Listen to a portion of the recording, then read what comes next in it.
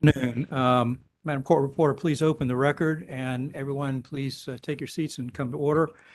I will call for hearing now docket number W-354 sub 400, which is titled in the matter of the application by Carolina Water Service, Inc. of North Carolina for authority to adjust and increase rates and charges for water and sewer utility service in all service areas of North Carolina, and for approval of a 3-year water and sewer investment plan.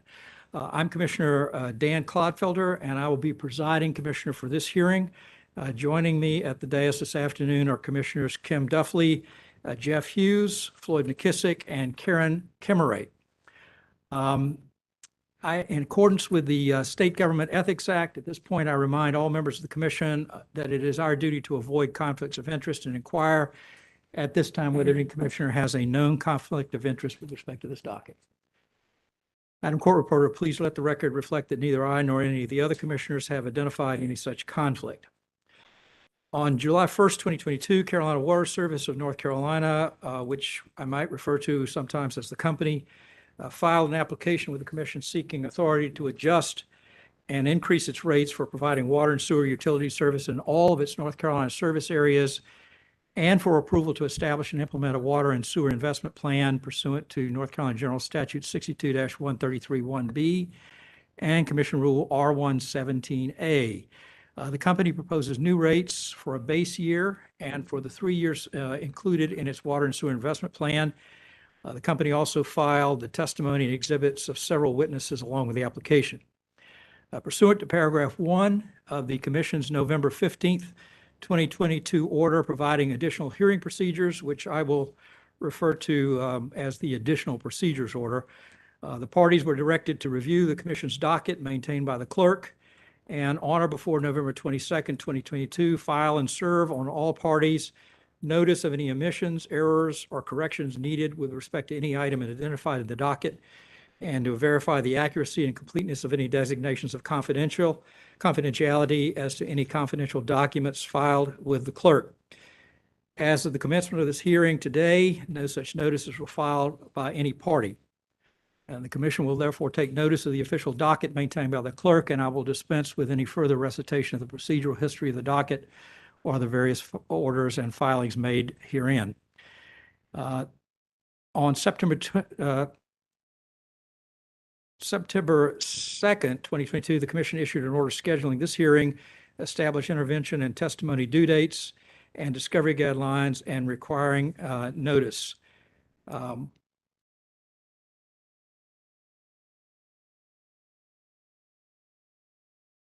At this point, I will now call upon counsel for the parties to announce their appearances for the record, beginning with the applicant. Thank you, Commissioner Clodfelter. I'm Joanne Sanford with the Sanford Law Office in Raleigh, representing Carolina Water Service, Inc. of North Carolina. With me at council table is Mark Alson of the Ice Miller firm of Indianapolis. His colleague, our colleague, Kay Pashas, was to be with us today, but unfortunately, some virus had another idea, so she is not going to be here today. With us also at council table is Don Denton, the state president of Carolina Water, and close by us are two of the witnesses, Dante DeStefano, who's the Director of Regulatory Affairs for Corix, and Matt Schellinger, who's the Regional Director of Financial Planning and Analysis for the East Region. Thank you. Great. You're all welcome. Public staff? Yeah, I'm Tina Holt with the public staff on behalf of the public. And appearing with me today are public staff attorneys William Freeman and William Grant. Great. Glad to have you here. I know for the record that pursuant to paragraphs 4B and paragraph 6 of the additional procedures order, the parties were directed to file in advance of today's hearing any motions in limine or any objections to the authenticity or genuineness of any proposed exhibits. As of the commencement of this hearing, let the record show that no such motions have been filed. At this time, let me ask counsel if there are any preliminary motions that we need to take up before we take evidence. No, sir. Public staff? Great. Will make this request of counsel. Commissioner Brown Bland and Commissioner Mitchell are unable to be with us today. Both have asked if the parties would have any objection to their reading in to the transcript, and they're viewing the video conference recording. If you have any such objection, please let me know and I'll hear you now. No objections. Great.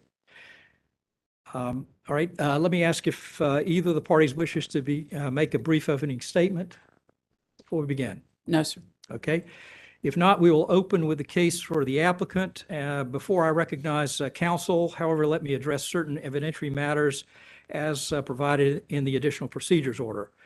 First, the commission will take notice of and receive into evidence the transcripts of the public witness hearings held in Raleigh on October 3rd, 2022, in Jacksonville on October 25, 2022, in Charlotte on October 26, 2022, in Boone on October 20, 2022, and that hearing was continued virtually via WebEx on October 24, 2022, and the virtual public hearing held via WebEx on October 19, 2022. The commission will also receive into evidence the company's reports on customer comments at the public witness hearings filed on October 24 and November 8, November 10, and November 15, 2022, as reflected in the docket. And finally, the commission will receive into the record and take notice of the verified responses of the public staff to the company's reports on customer comments, also as reflected in the docket. Next, the commission will receive into evidence the joint partial stipulation and settlement agreement between the company and the public staff filed on November 22nd, 2022. Next, pursuant to the additional procedures order and paragraph 7A of the joint partial stipulation settlement, in the absence of any objection filed by any party as required by the additional procedures order and without need for any further oath or affirmation, the commission will accept into evidence the following items as part of the applicant's case. First, the application, including Form W-1, Parts 1, 2, and 3, and all supporting appendices, exhibits, and schedules filed on July 1, 2022, as amended and supplemented thereafter. Second, the pre-filed direct testimony of Donald Denton, including one exhibit, the pre-filed rebuttal testimony of Donald Denton, and the pre-filed settlement testimony of Donald Denton. Third, the pre-filed direct testimony of Dylan DeAscendis, including one exhibit and Appendix A, and the pre-filed rebuttal testimony of Dylan DeAscendis, including one rebuttal exhibit. The commission will also receive into the record, pursuant to Commission Rule R124D, the summary witness statement of Dylan DeAscendis. Fourth, the pre-filed direct testimony of Philip J. Drennan, including one exhibit as adopted by Matthew Schellinger, pursuant to notice filed with Commission on November 10, 2022. Fifth, the pre-filed direct testimony of Dana Hill as adopted by Tony Consul, pursuant to notice filed with Commission on November 10, 2022. The pre-filed direct testimony of Matthew P. Schellinger, the second, will also be accepted in the record along with the pre-filed rebuttal testimony of Matthew Schellinger, including five rebuttal exhibits, and the pre-filed settlement testimony of Matthew Schellinger. That was item number 6, Madam Court Reporter. Item number 7 will be the pre-filed rebuttal testimony of Tony Consul, including one exhibit. And number 8, the pre-filed rebuttal testimony of Dante DeStefano. All such pre-filed testimony will be admitted into evidence along with any corrections made, filed, and served pursuant to paragraph 2 of the additional procedures order. Testimony of witnesses who do not provide further testimony by way of cross-examination or questions from commissioners at today's hearing will be copied into the transcript in the sequence that I have just recited. Pre-filed testimony of witnesses who are called in this hearing for cross-examination or for questions from the commissioners will be copied into the transcript immediately after they have taken their oaths. At this point, Ms. Sanford, if you think I've got all the ones into the record I need to get into the record, we'll turn the case over to you. I have one question ma'am. about the exhibits, and that was about Mr. DeAscendis's exhibits. I think you recited that he had one. He had one direct exhibit and an exhibit, Appendix A. Appendix A. He's giving me the thumbs up. If there's a change to that, we'll let him correct it on the stanza, but I think If there's that a change to that, we'll get it cleaned up Okay. in the final cleanup at the very end. Okay, thank you Great. very much. Okay. Anything further? If not, case with you. Thank you. Mr. Austin? Thank you, Commissioner. The company calls Dylan DeAscendis to the stand.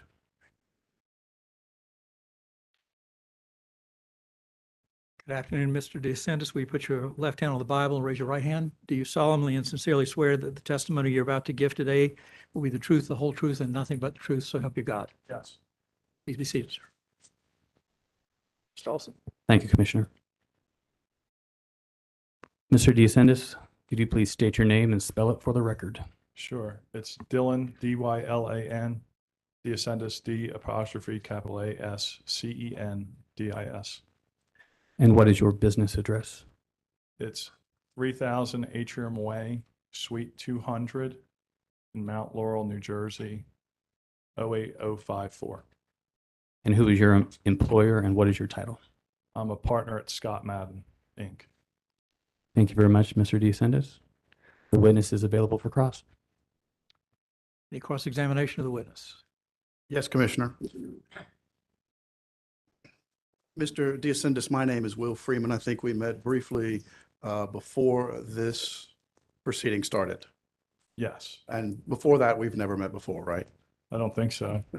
I'd like to start in areas where the public staff and Carolina Water agree, if you don't mind. Sure. We agree that the capital structure utilized should be 50% long-term debt and 50% common equity. Yes, sir. And that's not the actual structure of Carolina Water, but that's the goal structure of Carolina Water's parent corporation, Corix, right? That's right. And in fact, Carolina Water is a wholly owned subsidiary of Corix, and therefore Carolina Water itself isn't issuing debt solely, or it's not even publicly traded, right? It's Corix regulated utilities. Yes, I would say yes. And so what we're doing is sort of imputing a value that a reasonable investor would need in order to be attracted to this entity, Carolina Water. I don't know if there's any reasoning behind it, but there's an agreement that the 50-50 capital structure is correct. Okay. And we can agree that Carolina Water's current equity, return on equity figure is 9.4%. Current, as of the last settlement, yes. Okay. And with respect to long-term debt, we have deemed that that should be 4.64%, correct? That sounds correct, yes. Yes. It is, yes. And so the area that I want to focus on today is that 50% return on equity, equity cost, equity value, right? So when I say equity, I'm talking about that 50% part. Okay. But if you have a better term, I'll use it. No, I'm going to let you stumble around. Okay. So you, in Exhibit 1 to your testimony, you used a utility proxy group. Yes, sir. And so what I'd like to do now is talk about, you have added 0.10% or 10 basis points to Carolina Water because it is smaller, right? That's right. All right. And you state that Carolina Water has a size smaller than the utility proxy group, right? Yes, sir. So if we take this to its logical conclusion, if North Carolina had a policy of awarding higher ROEs due to smaller company sizes, wouldn't it incentivize companies to create smaller units of themselves within the state? No, I don't think so. Well, isn't that what we're doing here? No, this is, so the entirety of the company's North Carolina operations are consolidated and are regulated by this commission, correct? So what we're looking at is the risk of what's under the jurisdiction of the commission, what the risk of that operations is compared to the proxy group companies. So, and if you look at this and the way that you have to take a look at regulation as a standalone proposition, you have to look at the investor in this company, this North Carolina jurisdictional rate base and their risk. It has to reflect that risk, not the risk of, say, Corix or things like that. Well, one of the utilities in your proxy group is Essential, isn't it? It is. That's Aqua, who's here in North Carolina, right? That's right. When you were analyzing Essential, you never broke it out by Aqua or any other subdivisions. You just used Essential in your proxy group, right? Yes, because that's the publicly traded entity. Okay. So if we did, and I know you disagree, but if we did a similar thing here, we would look at Corex as the parent company, right? They're not, so the reason why why we use a proxy group is because we use the market data from that proxy group company to estimate a rate of return. If Corex was publicly traded, they would be in my proxy group. The reason why they're not is because they're not publicly traded. And if I could say, if Aqua North Carolina was publicly traded, they would be in my proxy group, but they're not. Same with this company. If this company was publicly traded, they would be in my proxy group also. So it's not that we're looking at the data that we have and then making a relative risk adjustment based on size. We cannot break down the component parts of the operating subsidiaries of these companies because then the market data falls apart. Okay. Well, let's look at what Corex says about itself, if you don't mind. If you would look with me at Exhibit 11 on the pre-filed Exhibits 11 on the 3rd and 9th pages, please. Give me a second. That's our pre-filed cross-examination exhibit. If you would look at Exhibit 11 of our pre-filed cross-examination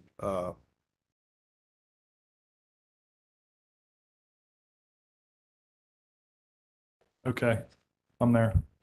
and I'll represent to you that the 3rd and 9th pages are identical, but we'll start on the 3rd one. You see where it says, "We're local"? Yes. Excuse me, one moment. Sure. Commissioners, do I need to mark this exhibit? You do not need to mark this exhibit, Mr. Little. Thank you for reminding me. I remind commissioners that pursuant again to the additional procedures order, the parties were directed to pre-mark and to file with the commission on or before November 22nd, 2022, a notebook containing all proposed exhibits that they might consider offering at this hearing. And so Mr. Little is referring to, excuse me, Mr. Hinton, Mr. Little, excuse me, Mr. Little. Mr. Little is referring to the pre-marked exhibit number 11 in your notebooks. All exhibits pre-marked by the parties pursuant to the additional procedures order shall carry the identification as pre-marked. I'm afraid Mr. Little is going to be offended that you have, he doesn't want to be Mr. Freeman. He's a lot better than me. You've got the second string. That's right. I'm Will Freeman, Commissioner. I'm too busy up here reading my numbers to remember my names. So if we can go to pre-marked Exhibit 11, 3rd page, we're local. You see where I am? I do. As our name suggests, Corex is a group of companies who leverage shared economies and efficiencies, but provide localized services through regional and state operations. Local operations are backed up by regional and national teams, which provides operational redundancy and risk mitigation in emergencies such as weather events. You see where I read that? Yes. Did I read it correctly? Yes. So can we say that Corex is telling the world that it's a big group of companies? Right, but what's under the purview of this commission is North Carolina's operations and the risk, the ROE that's going to be accepted or authorized in this proceeding is going to reflect the risk of the North Carolina operations, not the entirety of Corex. Do you think investors look at Corex, or do they treat it like you did Essential and just say, Aqua, Essential, it's all just one value line page? I think you mischaracterized my testimony. I didn't say that Aqua is just Aqua. It's all Essential. I said that Essential is the market data from which I make my analysis for that company, not Aqua North Carolina. Also in this case, Mr. Philip Drennan filed testimony on pages 18 and 19. Do you have that? I won't have that in front of me. Well, I'll represent to you what it says, and we can have your counsel, I bet, check it while I talk. Yeah, I'll wait for them to bring it up.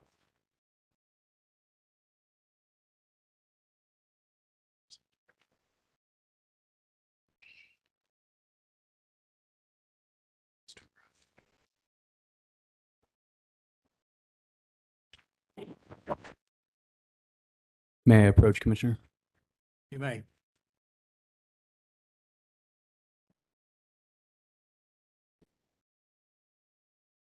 Thank you.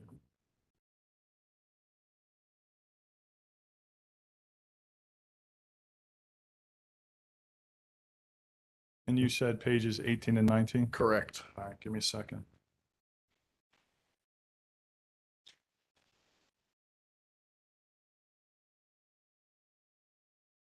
I mark this if I need to. Yes. Yes. I have a copy if you need it. I'm good. I didn't know if anybody else was going to need it. I'm putting red pen all over it. I want to go over what Cork says about itself as well. Benefits, you see the question, please explain the benefits. Yes, sir. Benefits provided by, I'm going to read portions of that. Benefits provided by this corporation, by this corporate support service structure include human resources, payroll, billing, accounts payable, treasury, legal, and other services.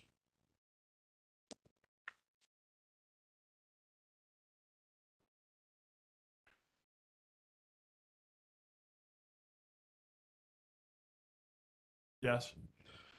The parent company also has experts across a range of essential areas such as construction, engineering, operations, accounting, data processing, billing, regulation, and customer service. Okay. Now, you skipped the part where the Yes, customers receive savings because of this, right? I was trying not to read the whole paragraph. Oh, okay. I was trying to highlight some of the things Cork says about itself and Carolina Water and their integration. Okay. And then the next paragraph, Carolina Water CWSNC customers benefit by having access to investment capital to meet crucial funding needs. Yes. Do you have Mr. Hinton's testimony with you? I do. If you'll look at WISP Exhibit 2, page 1, Say that one more time. WISP, WSIP, Exhibit 2, page 1. It's like Is that the joint testimony? 4/5 of the way, yes. I don't have I have the portion of the testimony that has to do with cost of capital. I do not have the entire testimony with me. So give me a sec. What page is it? Let me see if I have it. It's Exhibit 2, page 1. However, I have a copy if you need it. Yeah, let me. Yes, I just have the words of the testimony, so I definitely don't have the exhibit. Commissioners, do you mind if I approach? You may approach. Mr. Freeman. I separated my shoulder a couple weeks ago, so that didn't feel great. Okay, thank you. That is discussing that there's going to be a merger, correct? Sure, yes. I didn't read this, but go ahead. Southwest Water Company is going to serve 1.3 million people, right? Right, And this is that exhibit created by Corix. that's exactly right. Okay. So before we get to the 1.3 million, we can look at exhibit, pardon.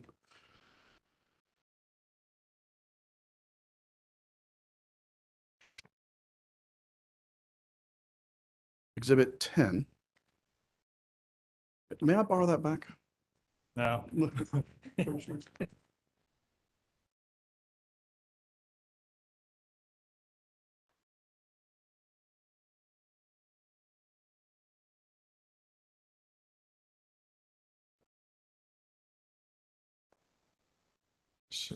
so 10's this guy here. It's the same. It's close to the same as the last one, right? Yes, I just wanted Okay. to, let's talk about the size of Carolina Water itself. Okay.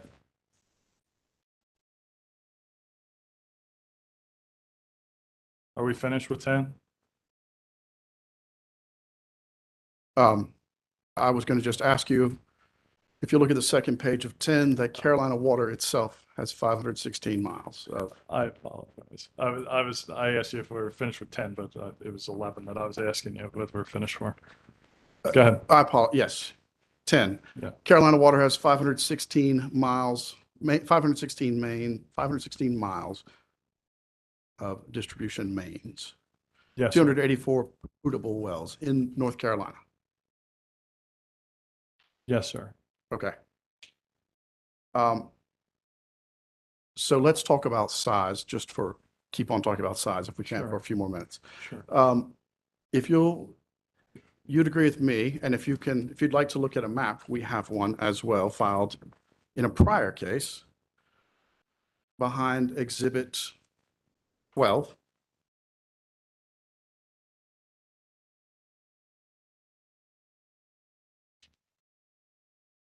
Yes, I have it. I just didn't print it out in color, so I missed the yellow counties, but I I'm understand. generally aware of this.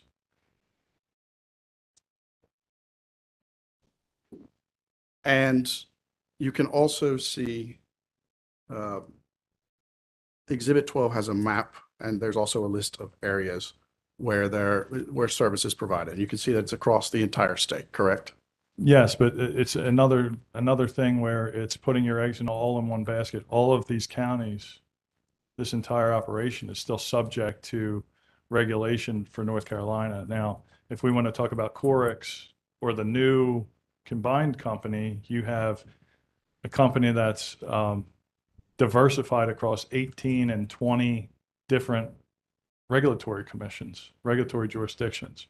That is size. Size meaning across the state is one thing, but what you're talking about and what you're looking at and the risk and the relative risk of this system versus the proxy group is that you're in North Carolina, not everywhere. You understand? Like that's the key to the relative risk argument. That's the key to the size adjustment. You have one jurisdiction, not 18 or 20, where one jurisdiction may be less constructive. You have one that's more constructive, and then overall it evens out. Thank you for that. Maybe I should have been slightly more clear, so I will apologize. I would say to you that Corix and Carolina Water both represent to the world that they are part of something larger. Can we agree with that based on the websites? They may be a part of something larger, but each individual company within their jurisdiction has different risks, and because of that, they have to be reflected in their rate of return from their jurisdictional commissions. So there's, while you could be part of a whole, you have your own specific risks. If you think about portfolio theory, you can have a bunch of things with low risk, things with high risks, and then all of a sudden, when you put them all together, you're less risky. This company does not have that. North Carolina does not have that. So because of that, the risk has to be reflective of the North Carolina jurisdictional risks. And I'm saying that they're smaller than the companies, which is absolutely true. Okay. I wanted to do the very small thing, which is say they represent to the world that they're part of something larger. And I think I answered the question. Okay. Then I'd like to say another fact, which is the thing you just talked about, breaking them down, looking at each jurisdiction, is not an analysis that you performed on the proxy utility groups, right? You cannot, because once you break down because what you're doing is you're taking the market data of that proxy group company, and that's what is reflected from the market data. So if you take, say,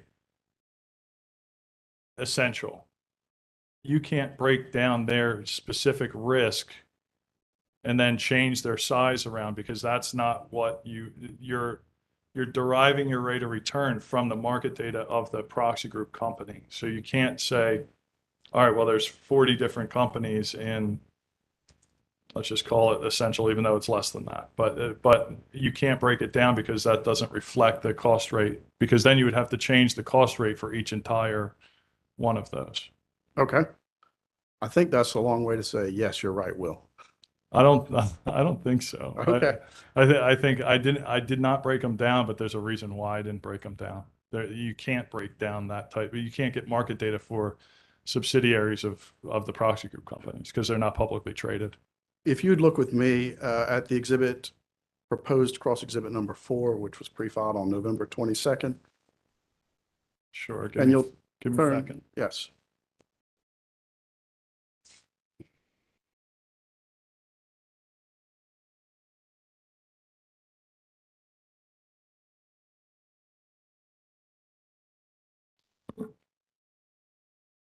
Okay, and just confirming it's the partial settlement for Carolina Water in 2018, correct? And the second page of that has 85 at the bottom. Yes, sir, I got it. And if you'll look at the final paragraph at the bottom of page 85, I will read parts of it and you can tell me if I got it wrong.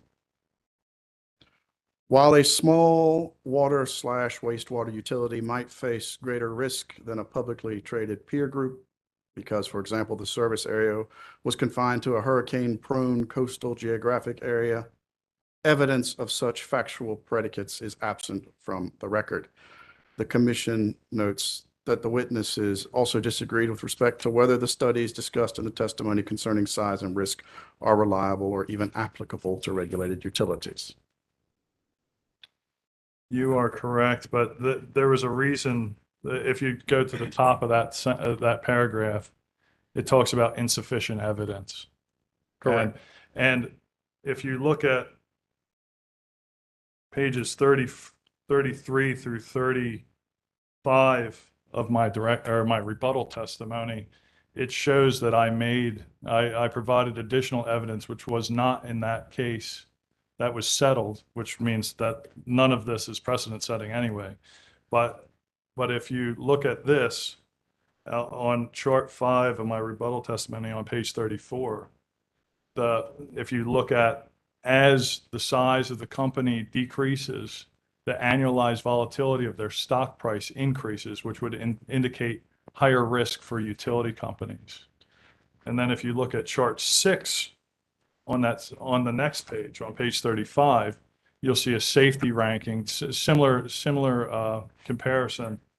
As the size of the company goes down, the safety ranking degrades. And Mr. Hinton agrees with me that safety rank is a relevant measure of total risk in his direct testimony. So while there was insufficient evidence in 2018, I have provided additional evidence in this docket.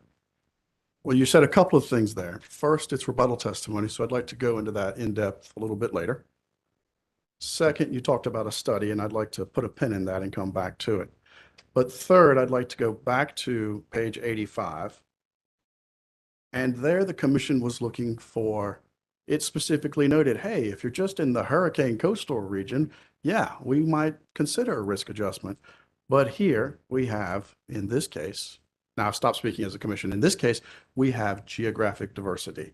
And that satisfies the concerns that are on page 85, which would otherwise trigger that small mom and pop increase to ROE, right? We have geographic diversity. That's what the commission said. If you got geographic diversity, that's what we're looking for an upward increase.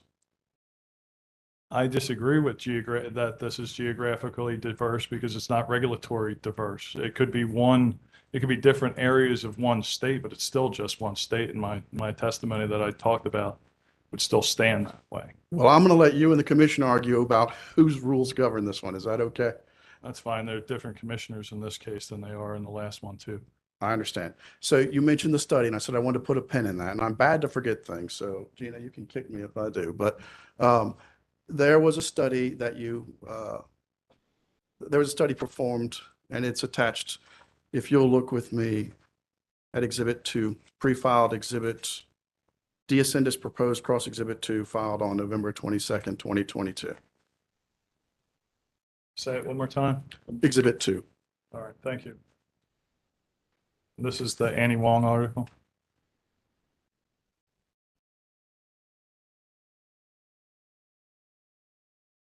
And do you have it in front of you? I do. Page 98. utility stocks are consistently less risky than industrial stocks.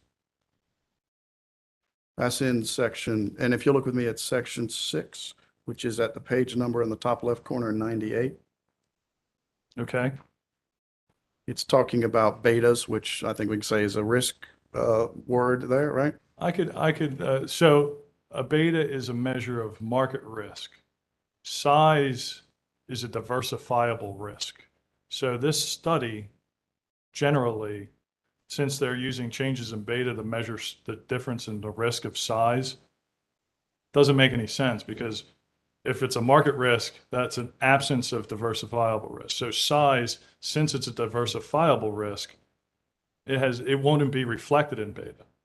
Furthermore, beta has low explanatory power. There are squares, which means, the variance of prices by, the beta explaining the variance of prices. They're like 15%, which means 85% of the variation in the prices are unexplained by betas. So number one, betas don't reflect diversifiable risk, and number two, betas don't explain it only explains 15%. I guess one more thing is Mr. Hinton doesn't even use the beta in his analysis. He doesn't use a CAPM. So how much does the public staff think of beta if they don't even use a CAPM in their analysis? Can we agree then that Annie Wong of Western Connecticut State University stated that utility betas or risk do not decrease with the size of the company, and I'm going to quote here, "These findings may be attributed to the fact that all public utilities operate in an environment with regional monopolistic power and regulated financial structure. As a result, the business and financial risks are very similar among utilities regardless of their sizes." That was her determination. I know you disagree very strongly with her, but that was her determination, right? I agree with what this says. And then also, there was a direct rebuttal to that article that I cited in my rebuttal testimony at pages 32 and 33. So I mean, it's not just me who disagrees with it. There's another academic article that disagrees with it. And from that article, there was no response from Dr. Wong. Is that the ZEP article? It is. All right, well, let's talk about that. Help me remember when it's time for your rebuttal to talk about the ZEP article. I mean, I would, but what your cross exhibits are bleeding into my rebuttal testimony. I understand. I'm trying to keep it separate, though. So then if that's the case, then, well, you ask the questions. So we can agree that at least one academic paper disagrees with you. Sure. Carolina Water doesn't have a few large, huge industrial customers. It's got many, many small residential and small business customers, right? I would take that characterization, but I don't know for sure. Okay.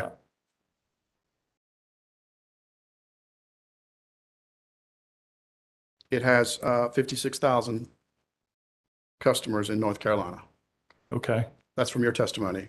Yeah, it's out of 3 or 4 million, right? Of the Southwest Water figure? Yes. Yeah, well, it's not that big because they haven't officially merged yet, right? Okay.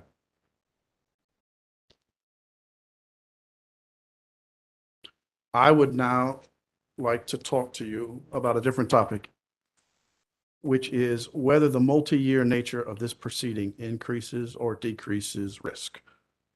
Are you okay? Are you with me?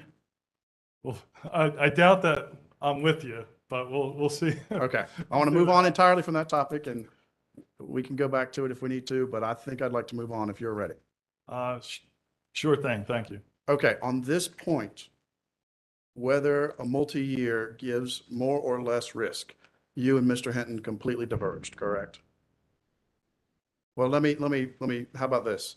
You thought that the return on equity should go from 10.45 up to 10.7, an increase of 25 basis points. And Mr. Hinton thought that there should go from 9.45 to 9.25, a decrease of 20 basis points. I think that's a mischaracterization. I'll explain. So when the difference between my delta between the 1045 and the 1070, they're based on the changes in projected interest rates as compared to the the base period. So the base period I use current interest rates, and then the other future year periods I use the projected interest rates, and those projected interest rates are shown to increase over time. So that is why the company selected a 1070 on those future years, because they went up, but then they kind of flattened out in those future year periods. Mr. Hinton, he decreased it because he thinks that it's less risky. I did not increase my ROE recommendation because of the multi-year rate plan. I increased my ROE because of the forecasted changes in interest rates. I see the difference. Thank you. Okay. So you actually would put 0% on the multi-year nature of this. I would, yes. He put negative 0.2 or negative 20 basis points. That's true. Now, is that right? Did I get it right now? Yes, Okay. the situation is correct, yes. All right. So if we can discuss why, in fact, I think the multi-year plan reduces risk. If you would turn with me to Exhibit 5, D'Ascenda's proposed cross exhibit number 5, filed November 22nd, 2022. Now, It's did the you- Fitch. Sorry. Did you say you don't believe, or Mr. Hinton doesn't believe? The public staff. Okay. Hinton was the one. That was his testimony, right? I didn't mean to be casual with my pronouns. Thank you. Okay. Will you have the Fitch item in front of you? I do, thank you. First two paragraphs on the first page. This is discussing Puget Energy and Puget Sound Energy Yes, sir. in Washington State. Yes. Okay. You will see that Fitch states the ratings outlook for both entities has been revised upward from negative to stable, right? Yes, it goes into the key rating drivers on the bottom of that first page, and they say that Fitch believes and this is the last sentence on that last page. It says Fitch believes the legislation is largely positive, but it is subject to interpretation and implementation by the commission. So while they may be hopeful, they don't know how it is in practice, it looks like. Well, we do know in practice what they did. They revised it from negative to stable, right? That's what they're doing in this article. They are, but it says that it's subject to interpretation. So they may have had it as stable now, but depending on the interpretation and implementation by the Washington Commission, they may revise it back down to negative. Well, respectfully, the only reason that Fitch is saying that these two entities are less risky is because of a multi-year rate plan. But this isn't an upgrade, right? This is from danger of being downgraded to, okay, we'll keep them at the bottom of investment grade. It was at negative and now it's stable, and that's good, right? Yep, That's favorable for the companies, right? it is, but it wouldn't change their debt cost rate or their cost of equity because there's no change in the actual bond rating. If I am working for Puget Energy or Puget Sound Energy, I very much want my debt rating to not be negative and instead to be stable, right? Right, but it's not that's not reflected in, say, if Puget Sound's treasurer wants to go out and get debt, they're still rated BBB minus. I understand. And that's what the key is. You're think- still getting you're still going to get the same debt at the same price, at the same credit rating, regardless of positive or negative. Let's, if we can, look at the second paragraph of Exhibit 5, proposed cross Exhibit 5, PE and PSE, which is Puget Energy and Puget Sound Energy. Their rating outlooks improved as a result of the Senate Bill 5295. This is in Washington, right? which was signed into law in May 2021. The legislation allows for multi-year rate plans, reducing regulatory lag. I agree. That's what Fitch thought about multi-year rate plans. I agree that they reduce regulatory lag. It's a relative risk measure, which I did a survey of the companies in the proxy group, and the companies by and large had either multi-year rate plans or fully forecasted future test years. Reducing regulatory rate lag is good for the companies, correct? Absolutely. It's good for the ability of companies to borrow money. If they're, I mean, it's better for the company and it's better for the customers because they're more able to forecast revenues and expenses. How about this hypothetical, Mr. DeSantis? If you have $100 and you can pick between two identical companies and you can invest in either one, and one company, the only difference in the companies is that one has the ability to get multi-year, to enter into multi-year rate plans, and the other one does not. You're going to go with the multi-year rate plan, right? Right. But in reality, every single one of the proxy group companies have some form of either multi-year rate plans for or future test years. So because of that, so your hypothetical may be correct in a perfect world when all else is the one is unequal.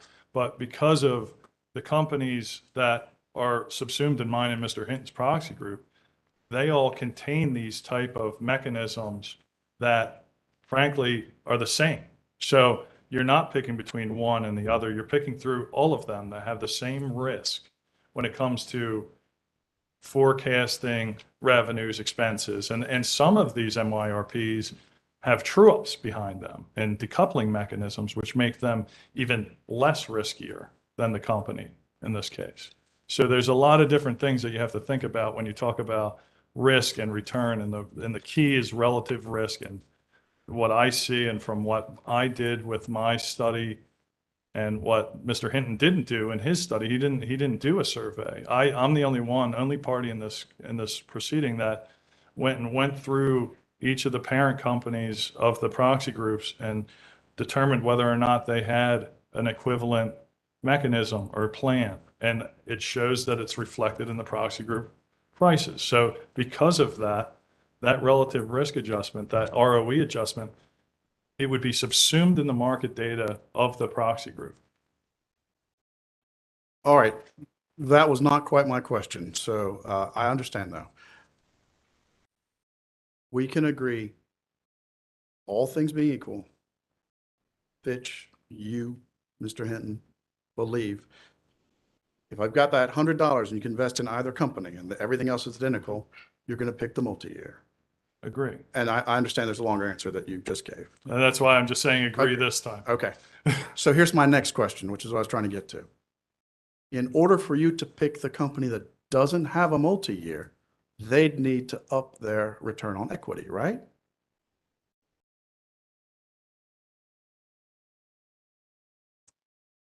There's a lot of moving parts to that question, but generally, if all else is equal and all of the management and all that stuff's equal, the same jurisdiction, things like that, they would be riskier and hence reflective based on what I just said with the relative risk adjustment. They would be high. They would need a higher rate of return to get my dollars. So you're going to put them with the multi-year, all else being equal, unless the single year is higher. I was going to say maybe I'm a risk taker. If they give me a higher rate of return, maybe I'll take it. Right. You want the higher rate of return. Right. Okay. But like I said, that all that hypothetical falls apart in the face of the proxy group data. I understand that. Okay. Okay. So let's talk about the sort of impact of a multi-year rate plan, sort of in more detail. The legislation here in North Carolina was a pretty substantial change because before, when Carolina Water made a capital improvement or capital investment project, it could only be recovered after it was placed into service, and there had been a rate case had been filed and the commission had allowed them. But now the expense is recoverable on the first day of the year in which that asset is forecast to come into service.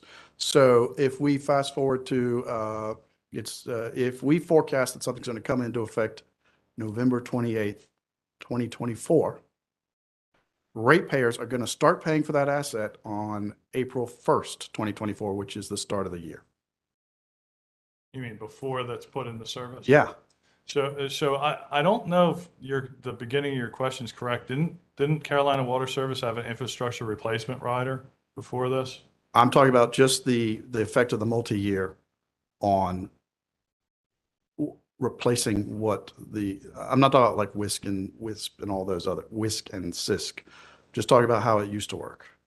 Right, but if you put it in, but I don't know how it works, but I thought they had an infrastructure rider beforehand, which was able to recover capital costs in between rate cases. They didn't have to file a rate case to get that, right?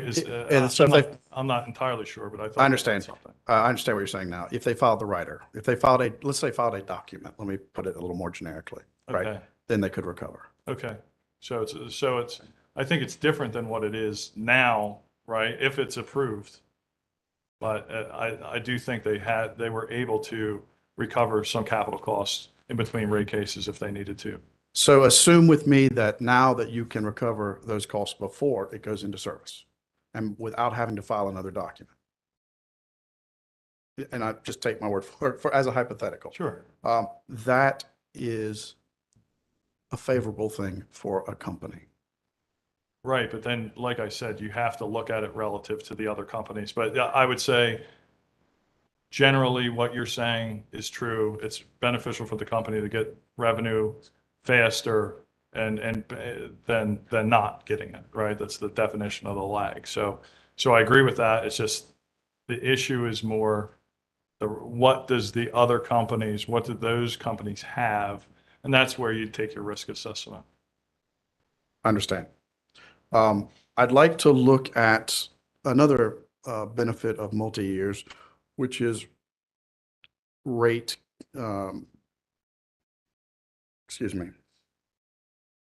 rate case expenses.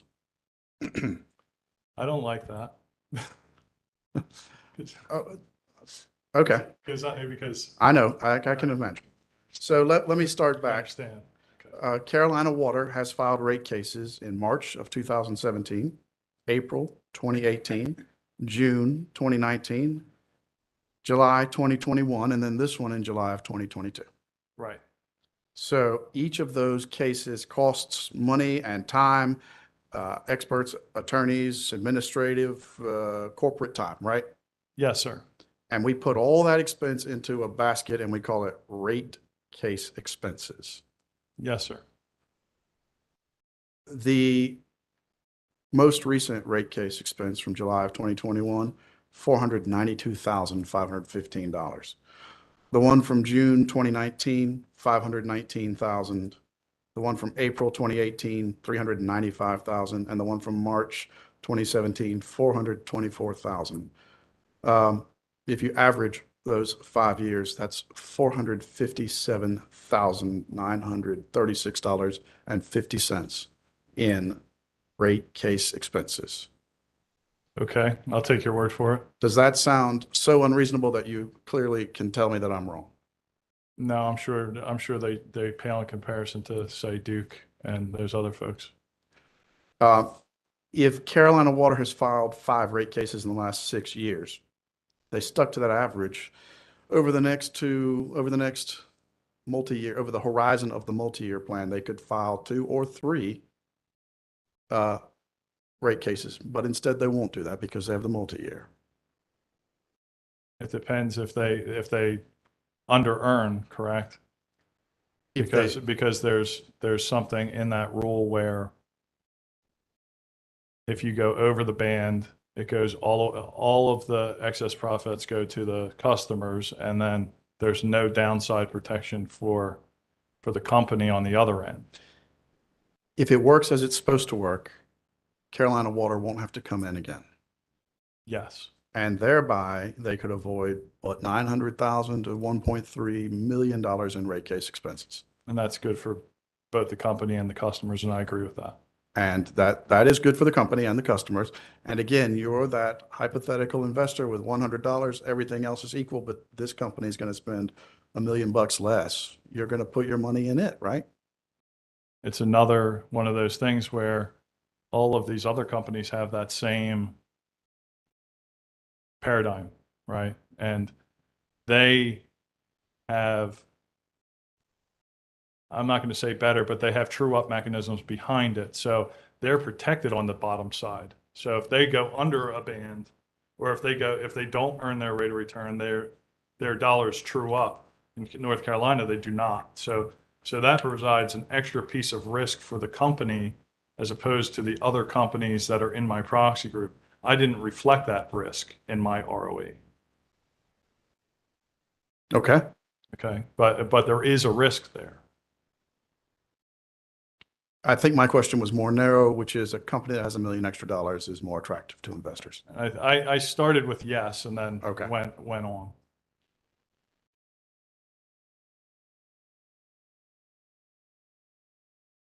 If I could have one moment, commissioners. Sure.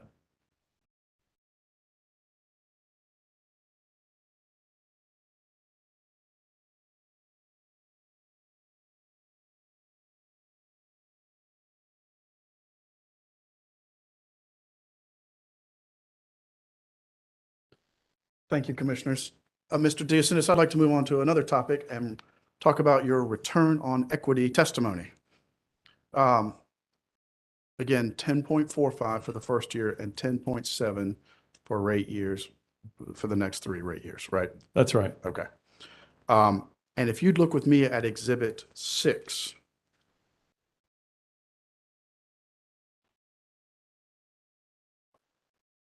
All right. I have it.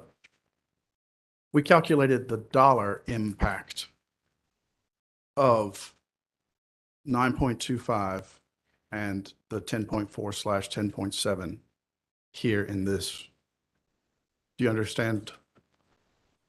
I don't understand how I can't verify any of these numbers because I only do the percentages. I don't run it through the revenue requirement model. So I couldn't say any of these numbers are accurate generally. But I would agree, say, that moving the ROE from 9.25 to 10.45 would result in a higher revenue requirement. Okay. And in this case, $6,762,088.32 over the whole period, right? That's all the years together is the number that we came up with. And by we, I mean the public staff. Right. I wouldn't know whether or not that number is accurate just based on disagreements between the parties and whether or not some would be disallowed or subsequently corrected or anything like that, or any type of adjustments to the formula. Like I said, I don't have any familiarity, so I can't say, yes, that 6.7 is right or not right. Mr. DeSantis, you are making me feel eerie because I had the same thoughts you did, and these numbers came from the stipulated agreement. That's where they came from. Okay. Well, like I said, I don't know. With this, we didn't get any backup Excel spreadsheets or anything like that. So I understand totally. Yeah. I had the same thoughts as you. I thought that was kind of interesting. yeah, I'm not an accountant, so I'm like, all right, that's enough. Let's talk about your use of the DCF model, and I think that's around page 30 of your testimony. Direct testimony, correct? I'm trying to stick with just direct, but we can bleed over a little bit, but No, it's fine. I just want to make sure I'm where you are.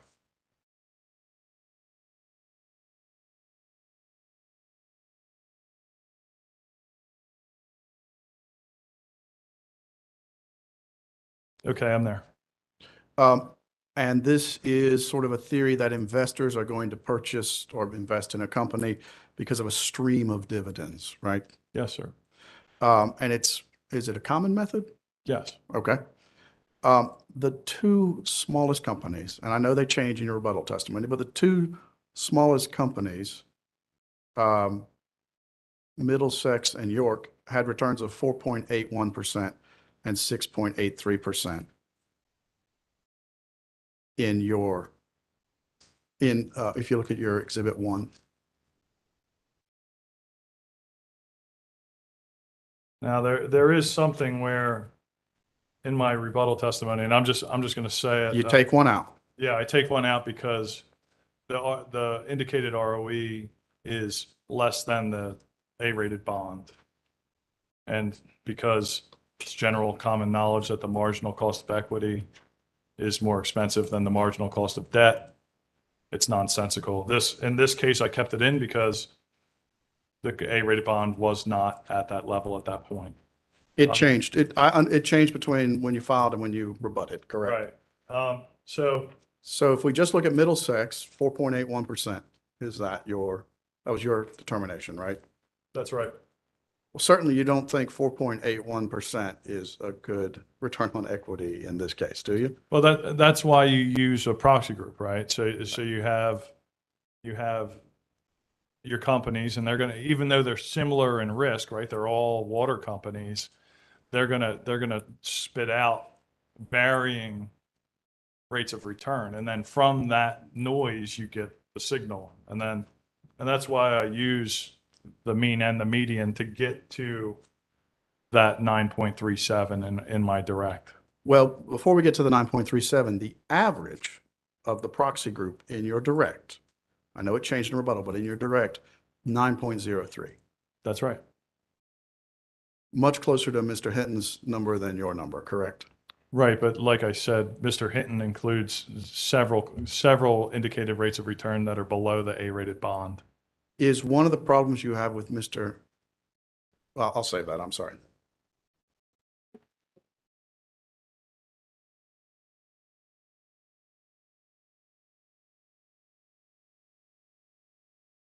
Do investors consider historical data when you're doing a DCF, a discounted cash flow model analysis? Do you use future data or historical? Use future because the cost of capital is prospective in nature. And then if you look at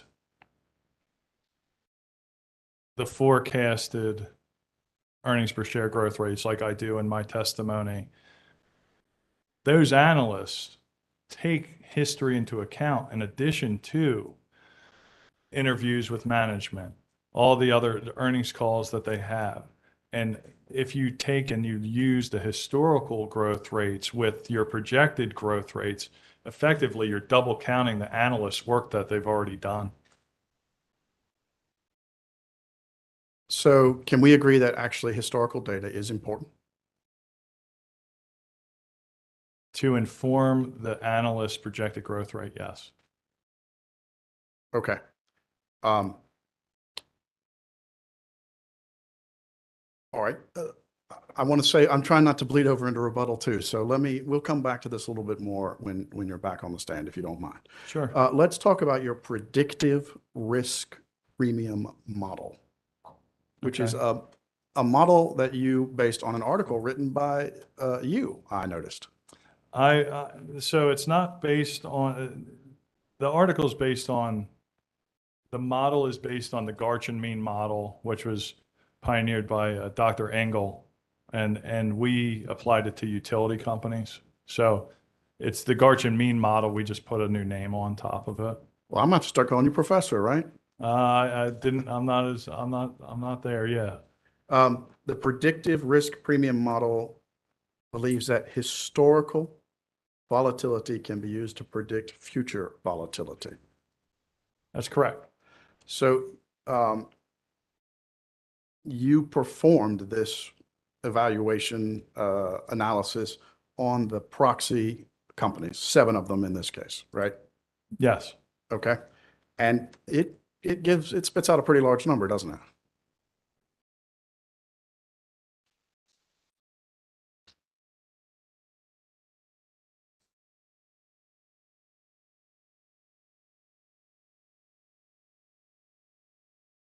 It's higher than my recommended rate of return in this case, yes.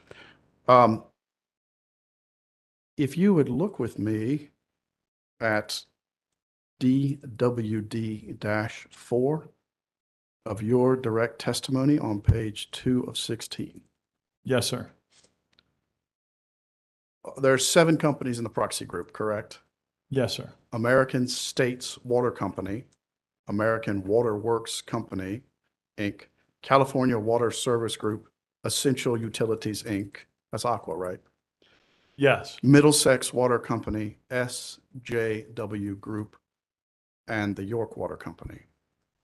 Yes, sir. But you didn't perform this analysis for American Water Works Company, Inc. Well, I did. I put a non-meaningful figure there because it was over 19%. And I didn't think that 19% is it fails an outlier test, a two-tail test.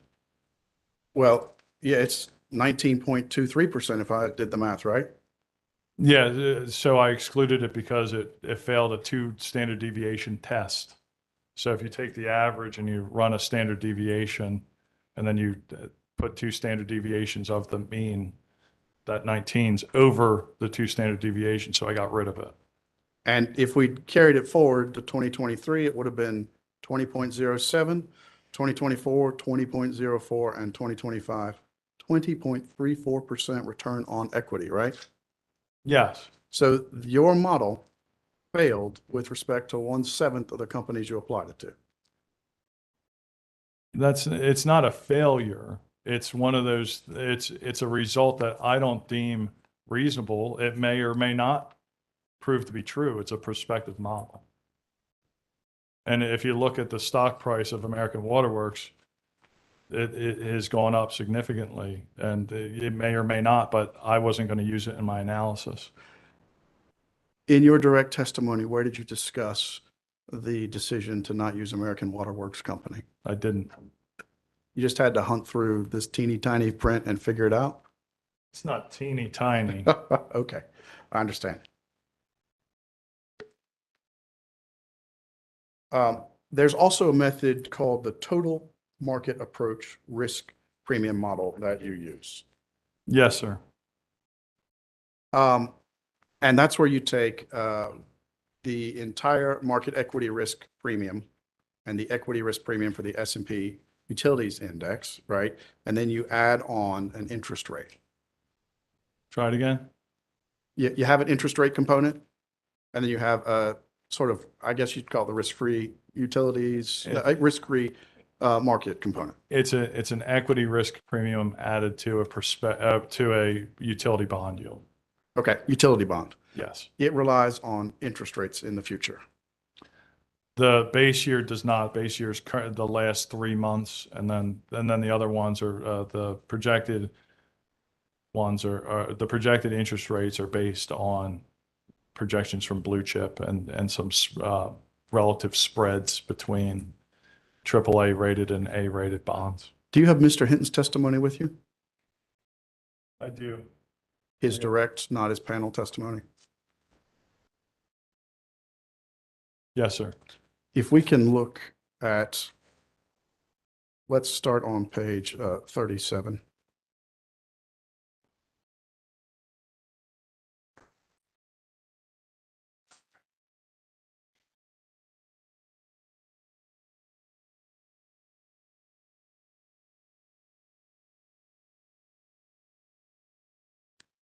I'm there. Oh, sorry. Okay. And if you'd like to, we can also look at page 20 at the same time. And I'd like to use these 2 pages to talk about the dangers of forecasting interest rates into the future. This is going to bleed in my rebuttal testimony, but go ahead. Okay, well, we can pause it and talk about it when you come up. No, we could. All right, well, we Mr. could Hinton go. said it in his, so we'll talk about it with you then.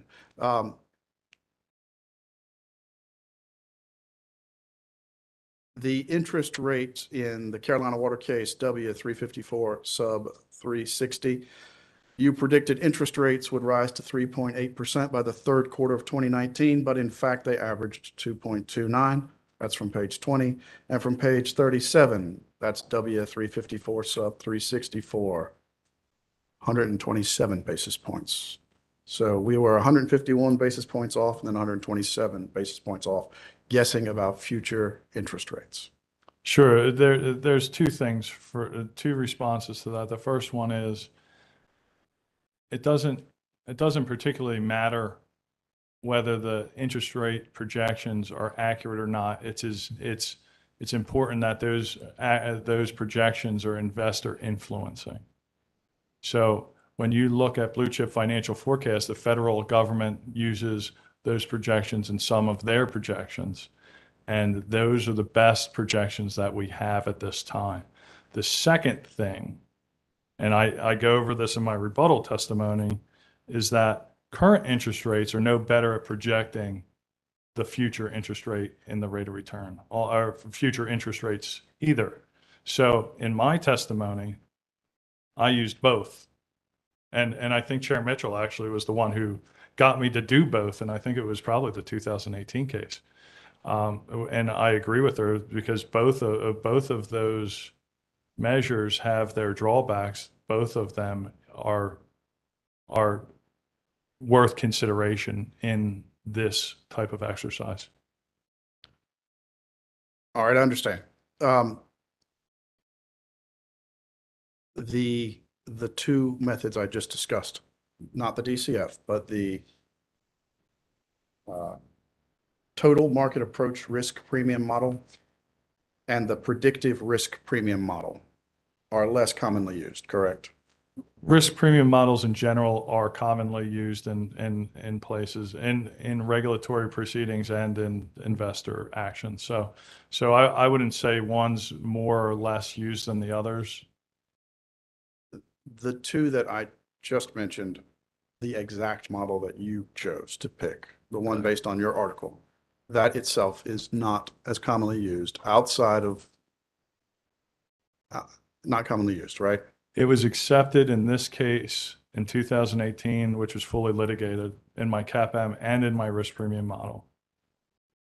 And I could tell if you want me to pick out the docket number, the commission approved my CAPM and my risk premium analysis that used the PRPM in their recommended ROE. I'd like to talk about what the commission's orders have said about CAPM and your models in a moment. Okay. But the capital asset pricing model, can we talk about that? Sure. That is one of the critical components there is the expected long-term rate of return on the market. You said the long-term rate of return on the market? Right. Yes. And if you look with me at Exhibit 9, you used one of your many methods was to look at the S&P 500. Yes. Give me a second. I got to do a little cleanup here.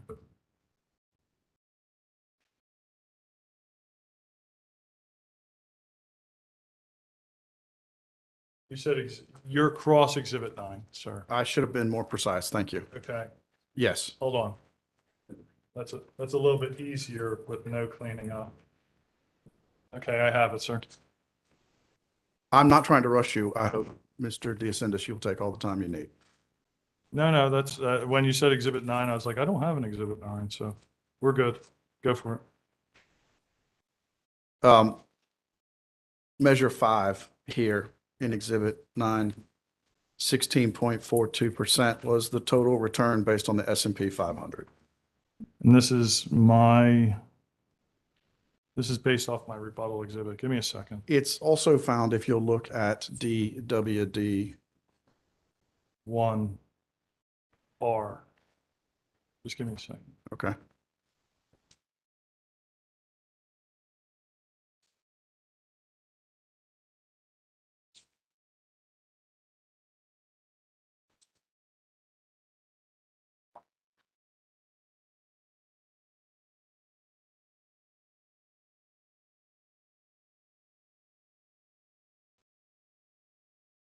Never mind, you're right. It's DWD 5, page 5 on my direct.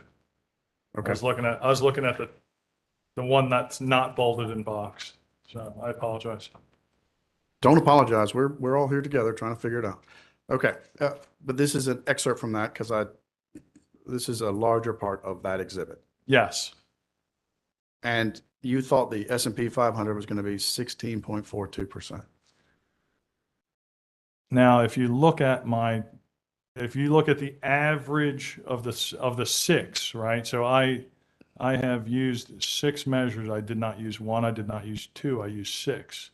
And if you look at the six measures and the average of that and the average MRP based on that, it's not different than it's at the 49th percentile of all market risk premiums over the last 1926 to 2021. So I mean, if you look at one, there might be one high, one low, whatever, what may have you, but all in all, my final answer, my final recommended MRP is comparable with historical measures.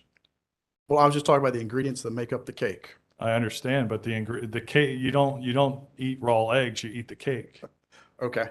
Well, let's talk about this particular raw egg, 16.42. And if we flip back to Exhibit 8, which is the newspaper from the day we filed, which is right there also, but Exhibit 8 has the S&P 500 at 8.4%, about half of what Exhibit 9 says. Say that again? Exhibit 9 has 16.42%, and Exhibit 8 identifies the S&P 500 as having 8.4%. Can you 3-year point me to that? If you'll look at see it says on the left side underneath the charts, Dow Jones, S&P index, and you follow it across with your finger. And I'll get the newspaper for you if I can approach commissioners. May.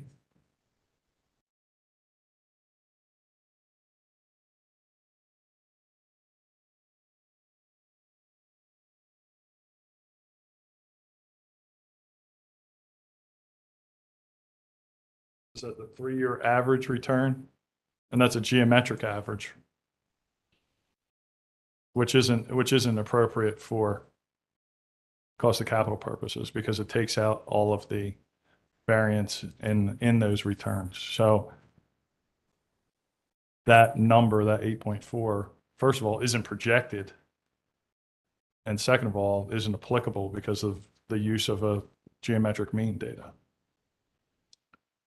We can agree that that particular component of your model is high. No, So you do think that the S&P 500 can return 16? yes, it's returned, the average is 12. The last 10 years, it's been 16, this year uninclusive. This year uninclusive. Right. Okay. All right.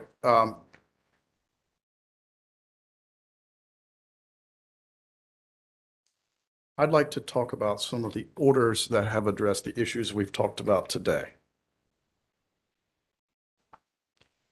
And we're done with 8 and 9. We are done with 8 and 9. Thank you.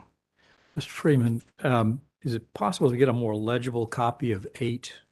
I know it's a photograph copy of a newspaper, which is difficult, but it's very hard to read the shaded columns.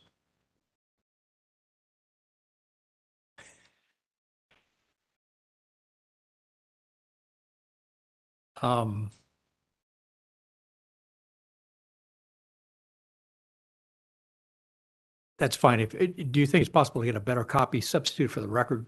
I mean, Yes. you've got this, but we need to make sure the witness, and the court reporter have legible copies also.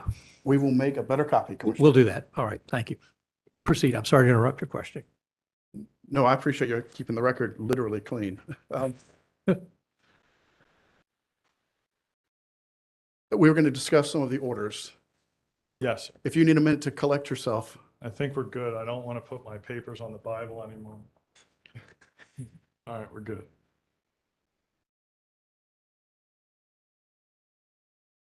All right, if you would look with me at the final exhibits here.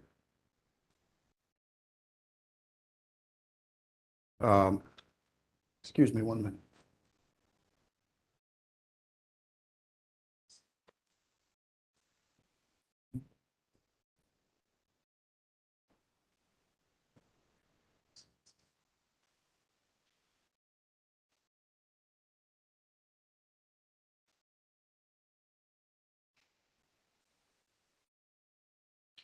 Thank you for your patience. If you would turn with me to, Exhibit 17, which is the start of the last three exhibits are various orders from, 17 is from the Virginia State Corporation Commission. Now, this order, I wasn't a witness in the case, and it wasn't in this jurisdiction. I completely understand. Okay. If you would look with me on the bottom, they're numbered pages 4 and 5.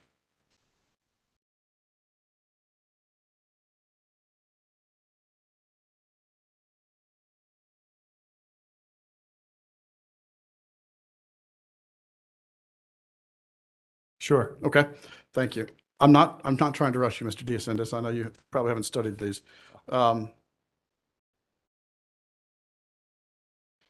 At the bottom of page 4, the sentence that starts as the last line. See, as the commission has previously stated, using only earnings per share as the measure of long-term growth results in unreasonably high growth rates that upwardly skew results. And that's not this commission and not somebody else and somebody else's testimony, right? Totally true. Okay. Virginia explicitly rejected the use of projected interest rates in prior cases. That's on page 5 in the middle. Again, another commission on another case with me not being the witness. Right. Okay. And I guess I could add that I use current interest rates in this case. I understand. Okay. Well, you projected them out for years 1, 2, and 3, right? Well, so the company projected out their expenses and revenues, correct? Absolutely. Okay, so the rate of return would also reflect the forward nature of that. You're making your best guess about what you think the interest will be in 2025. Well, it's not my best guess. It's it's the economists that are paid to do these things. It was humanly possible for you to have used the interest rates that exist today or 2% or any number. You chose to use the best guess of economists into the future. That's right. Okay. Page 5, in this case, the company exclusively used earnings per share as a measure of long-term growth to develop the market risk premium component of its CAPM analysis, which results in an overstatement of the cost of equity. Again, first of all, that's not my exclusive use. Second of all, this isn't, I mean, it's all the same. It's not, I don't think it's relevant. Okay. Let's talk then about Exhibit 18, which is North Carolina.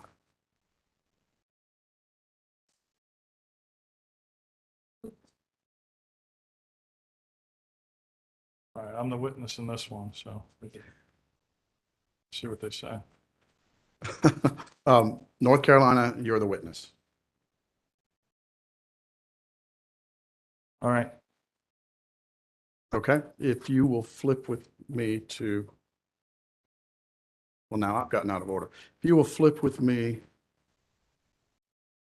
well, good, I'm glad it's not just me.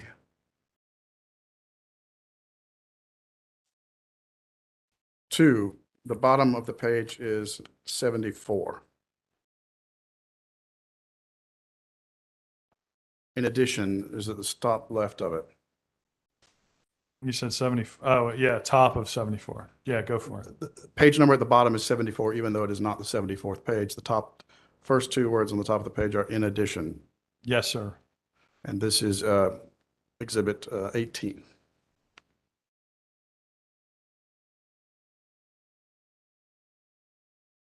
I'm ready.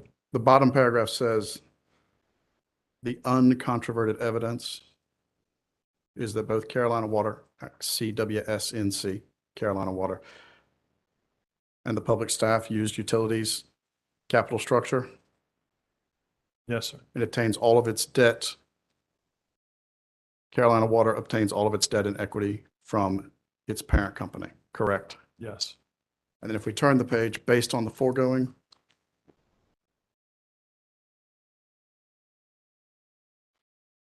this is that 0.14% that we discussed. The You mean 0.04, 0.4? Yeah, yeah. the size adjustment that we discussed earlier. I understand what you're saying. And the size adjustment was rejected in that case. It was. Okay.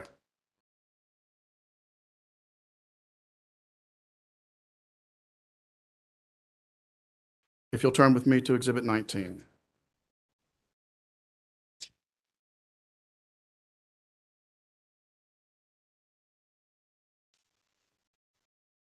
Now, this is a settlement that I'm not the witness on either, right? No, Mr. Hebert. Is that That's right. correct? That's right. I think you worked with him. I did. Just a second, Mr. Freeman. Some of our books have a 19 and some do not. Some stop at 18. Yeah. Go ahead. Don't have it. That's all right. I'll look with Jeff. Reporter, during the break, we need you to make sure all the exhibit books are complete. Okay, Thank you. proceed. This is a order exhibit dated 23rd February 2018, not involving you. Yes. And if you look with me at page 85,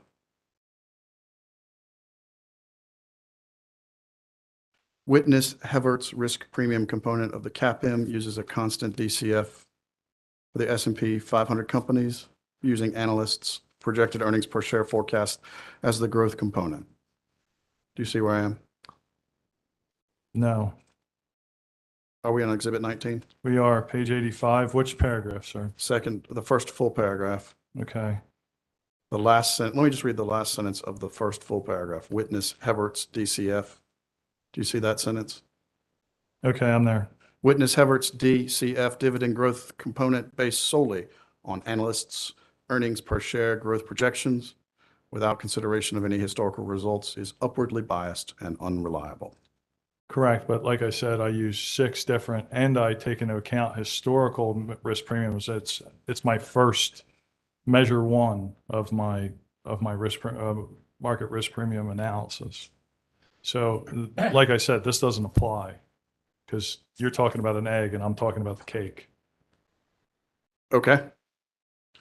In Exhibit 20, a similar rejection of DCF dividend growth is upwardly biased and unreliable based solely on, this is on page 63 of the top partial paragraph, the final sentence of that paragraph.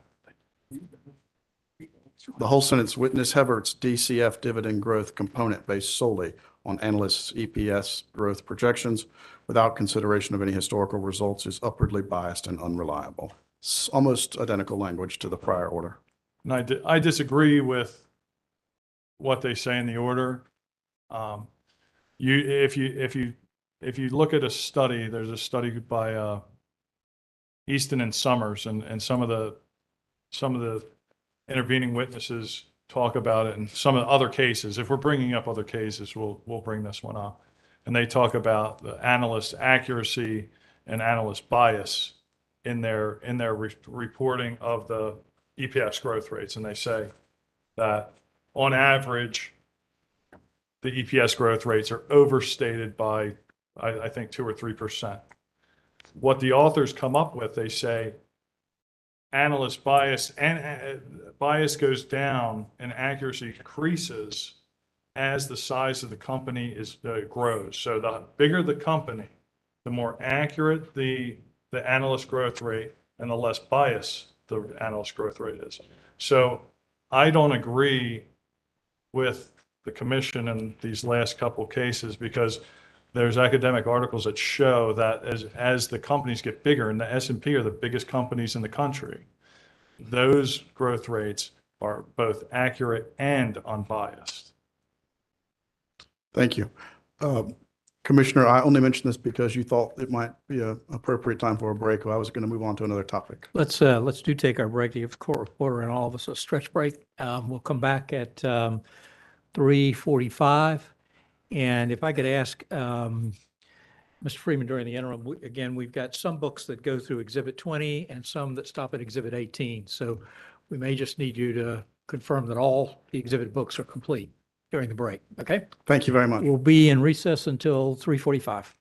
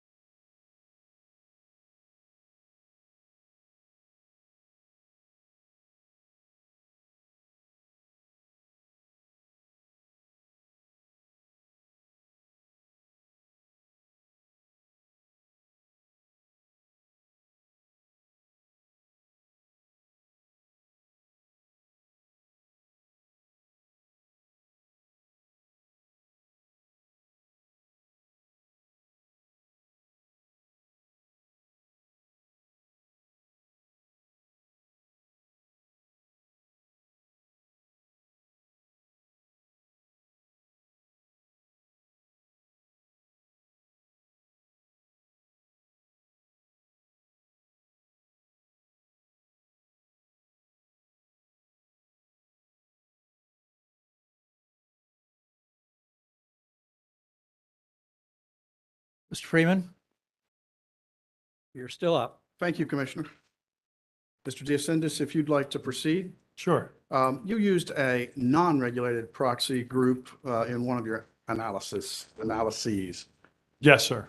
It included like Northrop Grumman, UPS, Eli Lilly, lots of companies that aren't regulated, right? That's right. And the selection criteria is based on betas, which we established as market risk, and the standard error of that regression, which measures non-market risk. None of the ones in that group are regulated, correct? No, there's a specific criterion that they're not regulated. Also, they're not monopolies, correct? No, they are not. And water is an absolutely vital and essential service, correct? I agree with that. Different than the others. Yes, and if you, like I said, if you look at the definition of total risk being market risk plus not market risk, which is systematic, unsystematic risk, you get to total risk. So if you have similar ranges of betas and the standard error of the regression, you would have a company of similar risk. And that's where I base my selection criteria on. Thank you. Yes.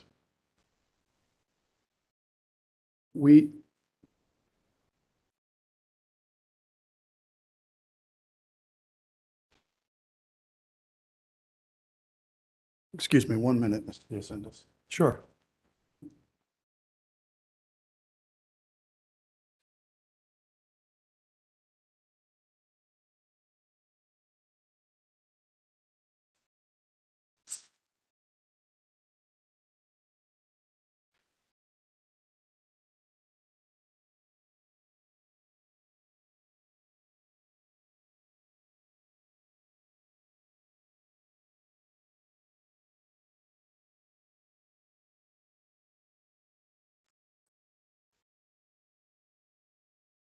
Calculation of.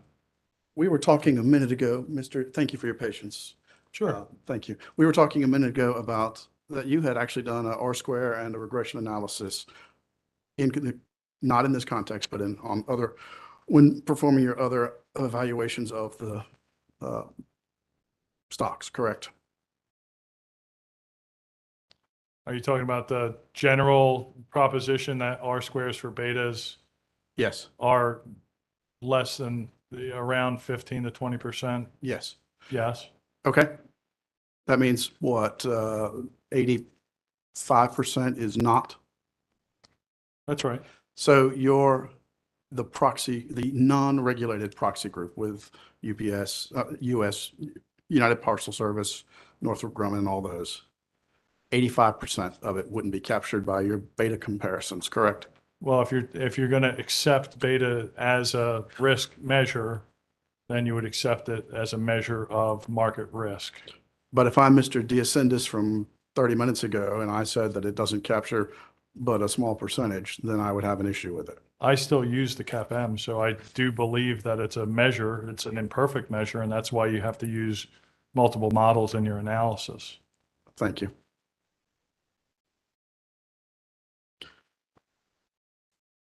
But I guess just to follow on, if you look at that DWD1, page 2 of 2, you'll see that the non-price regulated group results are within the range of my other 3 results. It's not an outlier, at least in my direct testimony.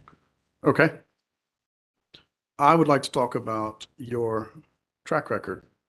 If you would look with me at Exhibits 16 and 1.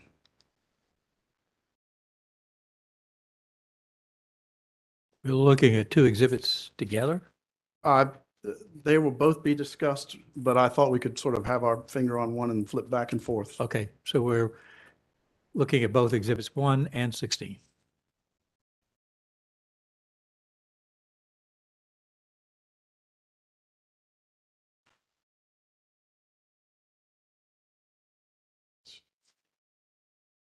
All right, I'm there.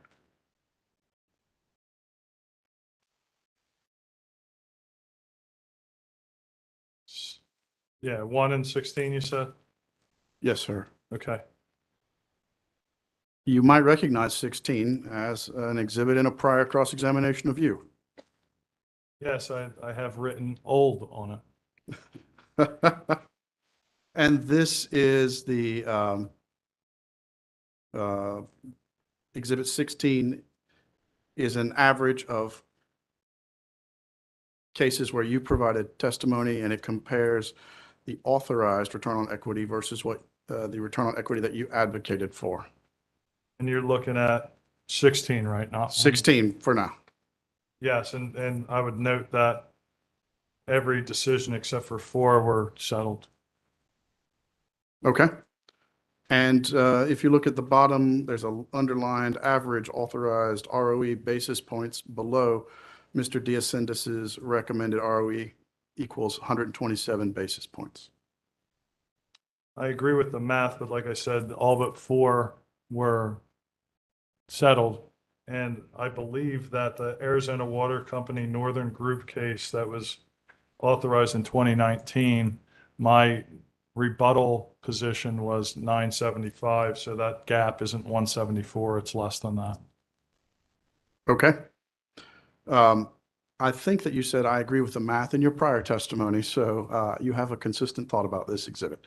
That's from mid 2015 through mid 2019. Now I'd like to flip forward to Exhibit 1, which is from mid 2019 through mid 2022.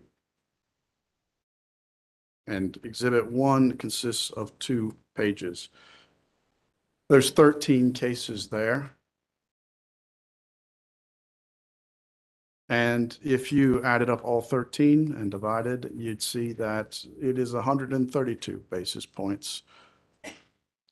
Right, and I think you include the South Carolina order, which is not based on actual ROE determination. It's based on service quality issues to the point where Mr. Hinton doesn't include it in his risk premium analysis. So it's, and then there's another service quality one for Utilities Inc. Florida where they were deducted basis points based on their service quality issues as well. So while that may be wide, it's not as wide as you would expect. I understand. Would you agree with me that never once on Exhibits 1 or 16 is there an occasion where your recommended return on equity was less than awarded by the governing body? It was so the other South Carolina case, the one in the middle of 16, this 16, Exhibit 16, the one that the top one that was fully litigated, that was at my recommendation at 1050. You've never come in below. No, I have not. If you are at 10.45 or at 10.70 and we subtract 130, 120 basis points, we get pretty close to Mr. Hinton's number, don't we? Right, but if you look at the one that would matter in this case would be, and none of these matter because these are all different times, different things. But if you look at the last Carolina Water Service that was fully litigated, it was 70 basis points, right? And then you have, if you take 70 basis points from mine, it would be 975 to 10, which would encompass some of my DCF testimony. And what I talked about before was Mr. Hinton's risk premium model. And if he would have done a comparable earnings model, both of them would be subsumed in that 975 to 10 range. But I don't prescribe to put a risk premium on what I have provided because I believe that this is my recommendations are what the investors require to invest in the company. Well, right now we're at 9.4, right? Right, and if you take what Mr. Hinton, his change in recommendation from this case, from last case is a 50 basis point adder, which would be 9.9 from here, because he recommended 8.9 in the last case. He's recommending 9.45 in this case. So if you take that difference and add that to the 9.4, you're at 9.95. I understand you're doing the same thing I just did to you. Well, if you, I mean, if you want to play what if, we could play what if I until the understand. cows come home. Well, let's do real world then. We know that 9.4 was good enough to get this great merger to happen, right? I don't know what that means. Well, we know a merger is going to happen with Southwest Water, Okay, and we're at 9.4 right now. Right? So okay. obviously that 9.4 was substantial enough to attract Southwest Water to induce this merger. It's a merger, not a purchase, first off. Okay? And the rate of return is prospective. You don't look in the past to figure out the return in the future. So there's two reasons why that statement is incorrect. Okay. We can agree that if the ROE was at 1% for all of Corex's companies, Southwest Water would be less interested in a Well, merger. it was 7.46 in South Carolina, and they still bought it. So I mean, it's one of those things where they're looking at the future. And now I don't speak for Southwest Water, but when you look at a purchase opportunity, you look at what are you going to get in the future, not what they got in the past. Well, investors do look at historical, you used it in several of your models, look at historical data, right? To inform projected results, yes. Okay. I would like to now compare your testimony. If you'll look with me at Exhibit 3, I'd like to compare your testimony with, You're gonna have to give me a second. okay, Okay, I got it. Exhibit 3 is the current version of Exhibit 13, which is the version that you saw in the prior case with the rates of return from across the country. Yes, sir. And like I said, if you look at these results, first off, the first thing that points out to my mind, there is no data from when the case was initiated. So we don't know when the data was used for the base case. So if you take a look at on the bottom end, the New Hampshire, the Aquarian Water in New Hampshire, I was the witness in that case. We used 2018 data for that company, and they settled in 2022. That data is not representative of this current capital market situation. A lot of these companies, Aqua Virginia, for example, they have a 15-month, at least 15-month incubation period from filing to order. So a lot of these data would not reflect this type of capital market conditions. If you want to look at authorized returns in the past, it only makes sense if it's during a relatively stable period. These last 2.5 years are anything but stable. So you have to take a look at not this data, but the prospective data. But like I said, if it was business as usual, say in 2017 or 18 or 19, you could look at this as a stable environment, and you could look at these results and say, hey, this looks like representative of the future. Now you can't do that. This is pre-pandemic. This is pre-recovery. This is pre-inflation. All of this stuff should not, and I know that the commission they do rely on some of the historical authorized returns in their decisions, but in this case, you might want to take a look at it, maybe not as a guide, but as something, maybe a floor or something like that. But it is one thing that it kind of looks like it doesn't reflect now this type of capital market condition as it would say back in 2018 and 2019. Well, now you're guessing a little bit about how far back some of these cases go, right? You don't know when the New Hampshire case started, do you? I was the witness in the case. I said that. The New Jersey case, I'm sorry. Which New Jersey case? The one from August of 2022. I was not the New Jersey American Water, but the Aqua Ohio Right. case, I was. Right. and the Aqua Ohio case started in 2019. And if we want to keep on going down these, Aqua Virginia, I was the witness, 2019 data. Okay. Utility Service of Illinois was 2020 data, beginning of 2020 data. Middlesex Water was 2020 data. Now, I'm the witness on all these cases. Right. Okay. So I mean, the main water company was, again, 2021 data. Okay. So all of these datas, all of these cases are not representative of now. And because of that, you need to look at what the record in this case shows and the models that are presented by the witnesses here. I think Mr. Hinton does talk about looking at the authorized returns, but he doesn't place any significant weight on them. I want to get back to this chart, but I do want to talk about Pennsylvania, which is the highest number on this chart. And if you'll flip with me to Exhibit 15, just briefly, Yes, I have it. entitled Authorized Water ROEs remain above 2021 levels based on small data set. Do you see that? Yes. All right. And if you'll look at, there's 3 paragraphs under the line and the paragraph starting in the litigated proceeding. You see that one? Yes.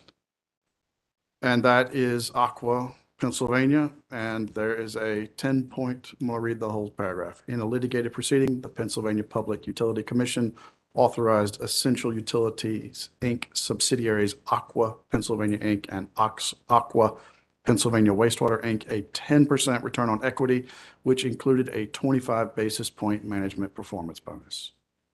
Yes, I wasn't the witness in that case. Right. So if we take out the 25 basis point management performance, we get down to 10% minus 0.25, 9.75%, right? Yes, and like I said, it's still not based on this data that we have in the record. Even if it's 2022, the Fed has hiked rates almost over 300 basis points. So they could be using beginning of 2022 data, and now it's significantly higher than that. If you look at that number, where is it? Aqua, Pennsylvania, that's May 16th. They raised rates in June and September and November. That's 225 basis points on the Fed funds rate. Well, they're going to get back to 2%, right? They're going to eventually, but we have break-even rates, and that's in my rebuttal testimony at 2.50, right? And if you look at, so if you're investing in a 2% inflation environment and you're investing in a 2.5 inflation percent environment, your value erodes by 13% over that 30-year period. So you need to reflect that risk in an ROE. So even though it may come back down, mine nor Mr. Hinton's measures say that they come down anytime soon. Anytime soon. It's 13% over a 30-year horizon. You're still, yeah, but still value destruction. I understand. And if you're looking at the ROE, it's a long-term concept. Can we agree that Exhibit 13, if you did an average of all of them, it's 9.5%? It's 9.58%, but what's more telling is that there's only two companies, 2 authorized ROEs that are below what Mr. Hinton is requesting in this case. And if you look at Exhibit 3, you'd agree with me that the average is 9.59% for 2022 cases, and for 2021 cases, 9.46%, subject to all the caveats that you have discussed. Yes. You'd agree with me that if this commission adopted the number that you've advocated for, 10.45 or 10.7, it would be by far the highest in the United States. I wouldn't agree to that because RRA does not cover every single water company in the country, nor does it cover every single electric company or gas company. So I would not agree with you on that. It would be the highest by far compared to Exhibits 13, to Exhibit 3. Well, the 1040, my base case, 1040 is only 40 basis points higher. So by far is a relative term, and I don't agree with it. Okay. Commissioners, if I could have a brief moment, I think we're close.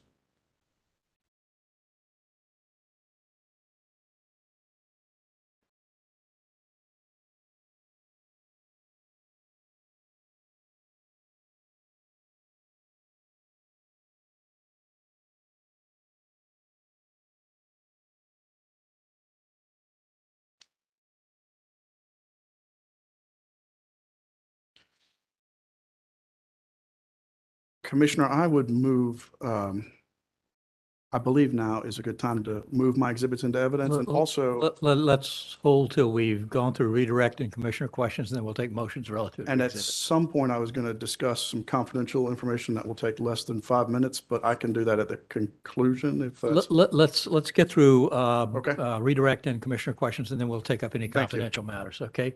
So the witness is on redirect. Mr. Olson? Thank you, Commissioner. Just a couple. Sure. If you could go to proposed cross exhibit number 2. It's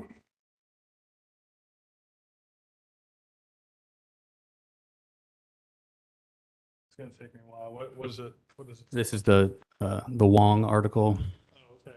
Go ahead. Let me know when you have it in front of you. Do you recall, counsel, reading an excerpt from page 98 of this article? Yes, I do. It was under subsection or section 6, concluding remarks. Yes. In response to counsel's reading of that excerpt, I think I heard you say, I agree with what this says. I think the commission would benefit from clarity as to whether you were agreeing with the concept advanced by Mrs. Wong, the author, or whether you were saying that counsel was accurately reciting that portion of the article. I was agreeing with the reciting of the conclusions of Dr. Wong. I do not agree with her conclusion.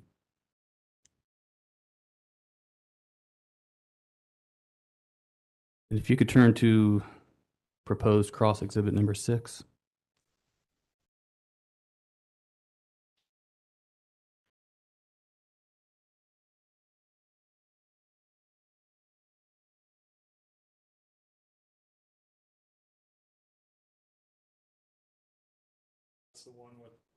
That's the one with the 925 versus. That's correct.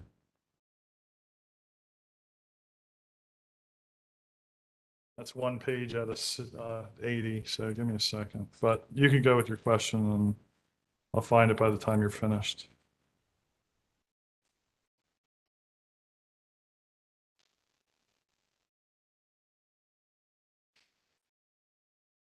I think it'd be helpful if you had it in front of you. Sorry. I had it in front of me, but I don't have it anymore. may I approach? You may.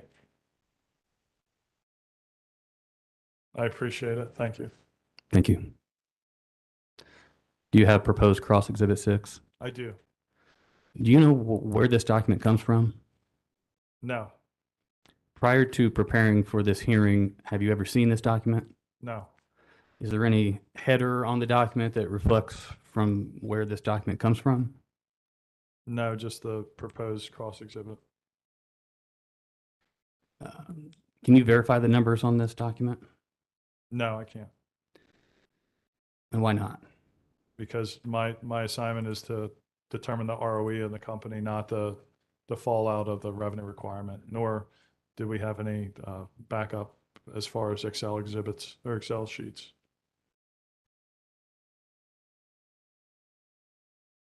No further redirect?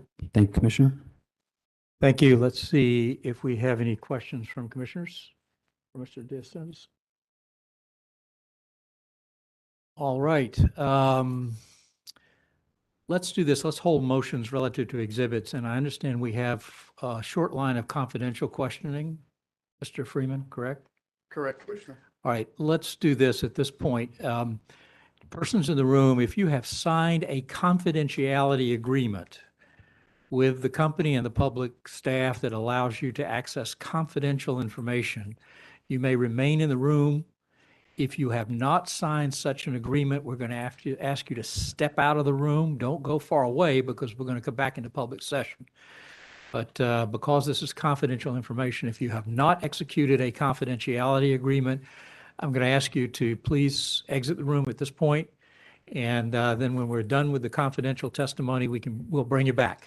And with that, we'll also sort of go dark on WebEx for briefly.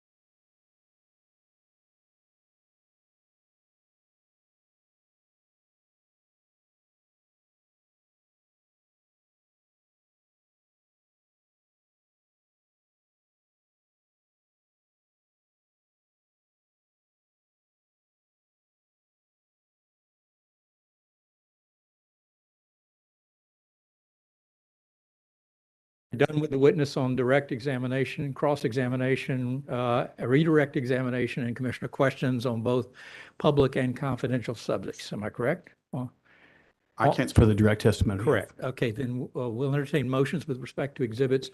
Although this is not standard practice, it's the commission practice. So I'll take motions on exhibits at this point. we would move exhibits 1 through 20.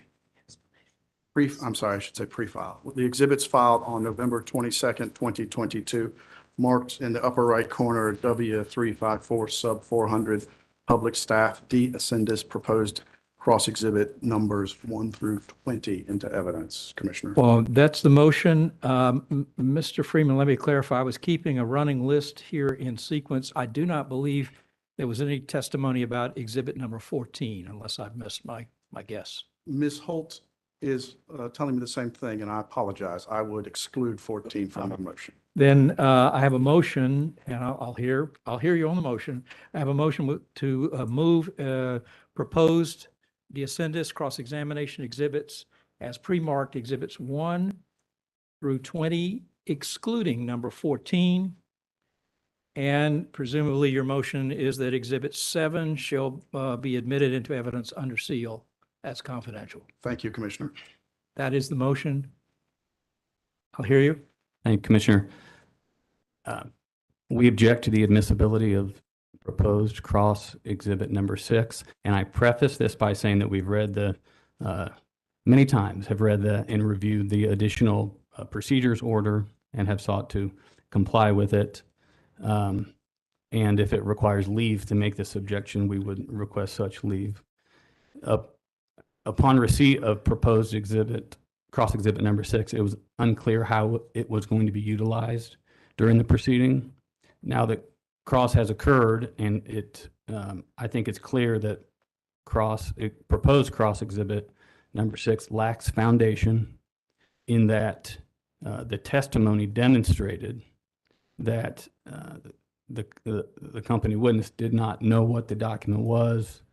He did not author it. He cannot verify the numbers, did not know where the numbers came from. And actually the verification of those numbers is outside his purview and outside the scope of his direct testimony and outside the scope of his rebuttal testimony, to cut to it. And for those reasons, we object to the admissibility of cross exhibit number 6. Mr. Freeman, I'll hear you. If I could say 2 things. One, this is cross, and I have computed the numbers. I understand the foundation argument, though, and I think that can be cleared up by the next panel. So if I could move it into evidence through that panel testifying as to how it's created and subject to cross by Carolina Water's attorneys, that might just sort of obviate, but I mean, skip the whole problem. Mr. Freeman, you're prescient. I was going to make the same suggestion to you. This appears to be an exhibit that was generated by a public staff witness and therefore might be more appropriately offered through a public staff witness. So Thank you. Thank you. I take it then that the motion is modified to that effect, to withdraw the motion as to exhibit 6 for the present with this witness. Any further objections? Well, respectfully, I believe It's the motion now is not to, there is no motion to move in exhibit 6 with this witness. Just, if there's no motion, there's no motion. There's no motion to move in as to exhibit 6. Thank you, Commissioner. Any other objections? No, Commissioner. All right, then the motion as so modified and clarified is allowed. Thank you. You're not excused. You're still under oath. You're coming back. But at this point, we'll move to a different aspect of the case. All right? And by agreement of the parties, and with no one standing up and jumping up to object, I'm going to recite my understanding of the agreement of the parties. We're going to take public staff witnesses now out of sequence, and we're going to temporarily suspend the applicant's case, and we're going to move into public staff's case by agreement of the parties, and we're going to take a witness panel. Is that correct? Yes, for the specific purpose, from our concern of cross-examining Mr. Hinton. That is correct. So let's get the panel up. And I think for good order's sake, so that you have a proper predicate for cross-examination, that also out of sequence and out of order, at this point, the commission will receive into evidence the pre-filed direct testimony of John R. Hinton, along with appendices A and B and exhibits 1 through 6. And the commission will receive into the record pursuant to Commission Rule R124D, the summary witness statement of John Hinton.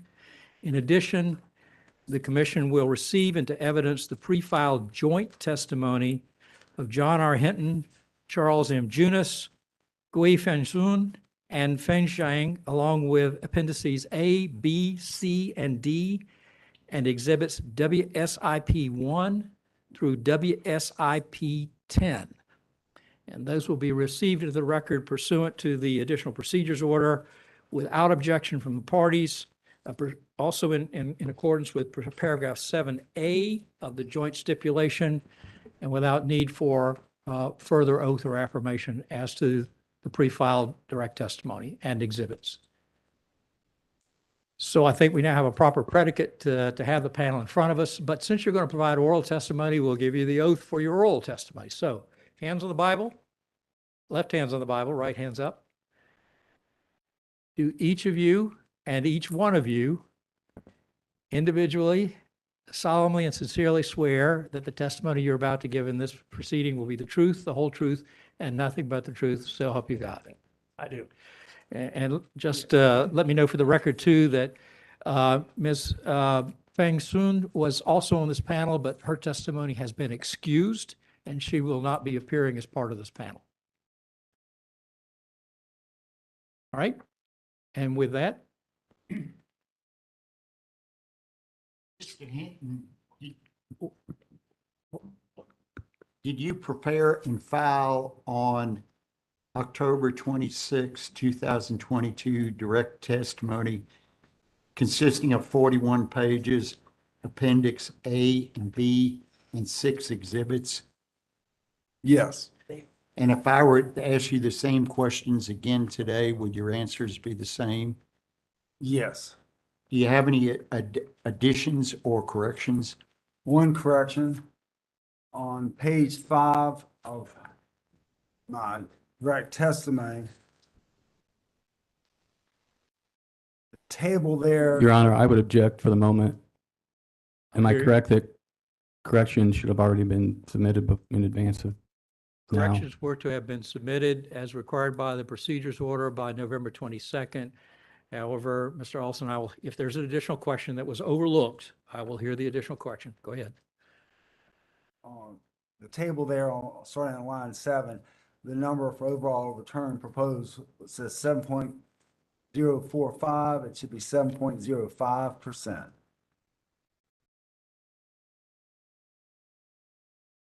And now I'll ask the whole panel. Did y'all?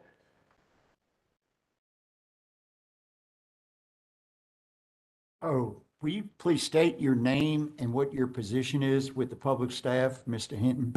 My name is John Robert Hinton. I'm Director of the Economic Research Division for the public staff. Now, Mr. Junis, would you please state your name and position with the public staff? Yes, Charles M. Junis, Director of the Public Staff Water, Sewer, and Telephone Division. And Ms. Finge, will you please state your name and position with the public staff? Yes, my name is Fan Zhang. I'm a financial manager for the electric section of the public staff accounting division. Where's that exhibit?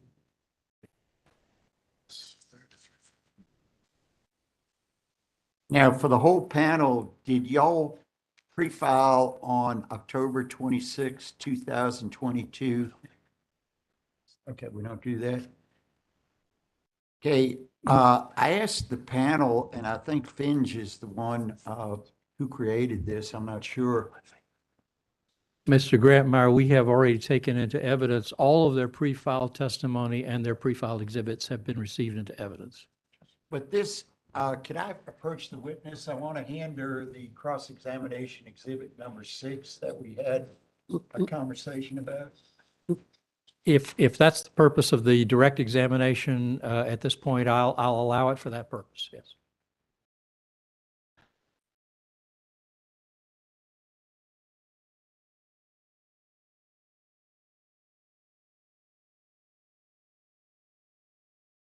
Did you prepare this exhibit?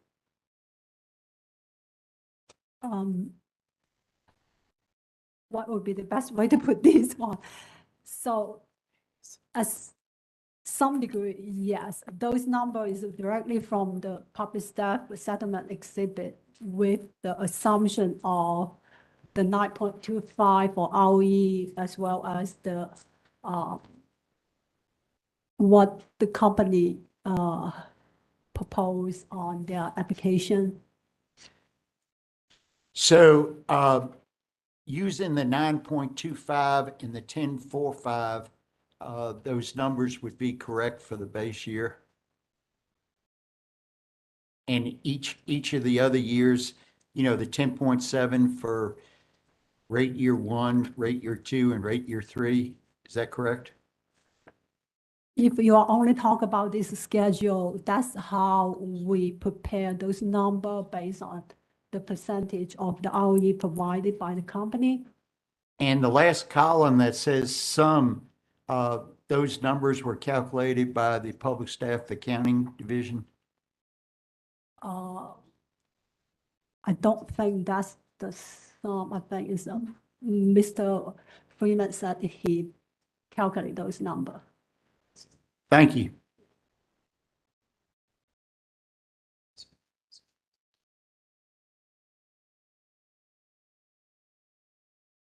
The witnesses are available for cross-examination. Okay, cross-examination?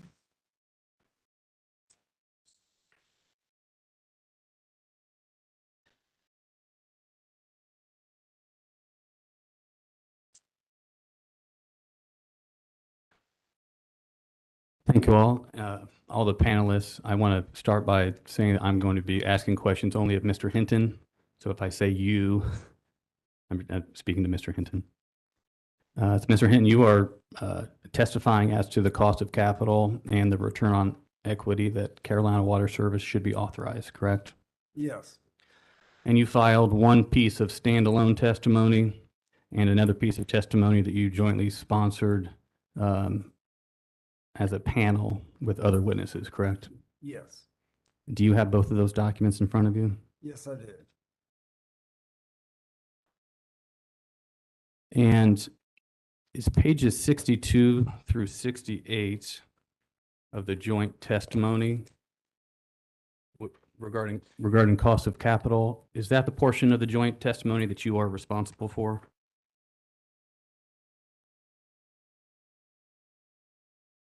Yes. Well, who's 60, yes, the bottom, top of page 68, correct. I'll note just for clarity purposes that when I look at the chart on page 5 of the joint testimony, it references some different pages, but I think that's just a clerical error and want to make sure that 62 through 68 is your testimony. It is. I mean, I had a minor role in the discussion on inflation, but with regard to the cost of capital, it's largely on those pages. Okay. And did you file any corrections to your standalone testimony? Just that rounding number.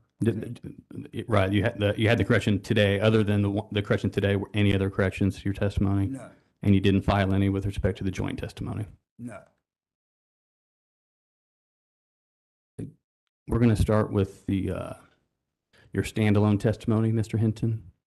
Do you have before you what's been marked as Hinton proposed cross-exhibit number 1? Yes, And I should also ask here, do you have the rebuttal testimony of Dylan DeSendis in front of you? I can get it. Hold one second. Thank you.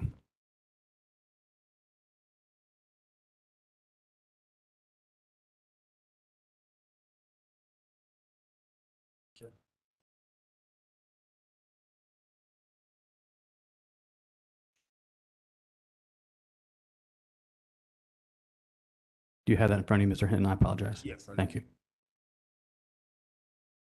Can you identify what's been marked as Hinton proposed cross-exhibit number 1?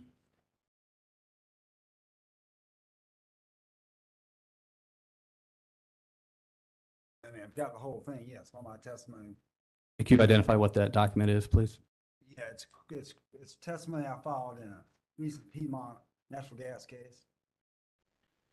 And it's inclusive of your exhibits to that testimony? Yes. If you could please turn to page 36 of the testimony. This is in Hinton Cross, exhibit number 1.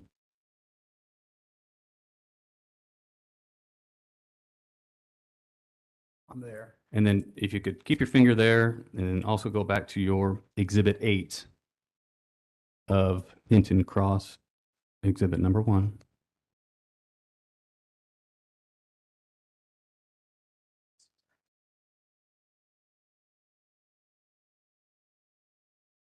You said exhibit 1 of the cross exhibit, right?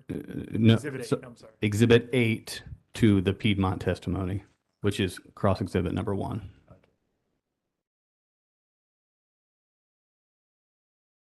Yes, I had them.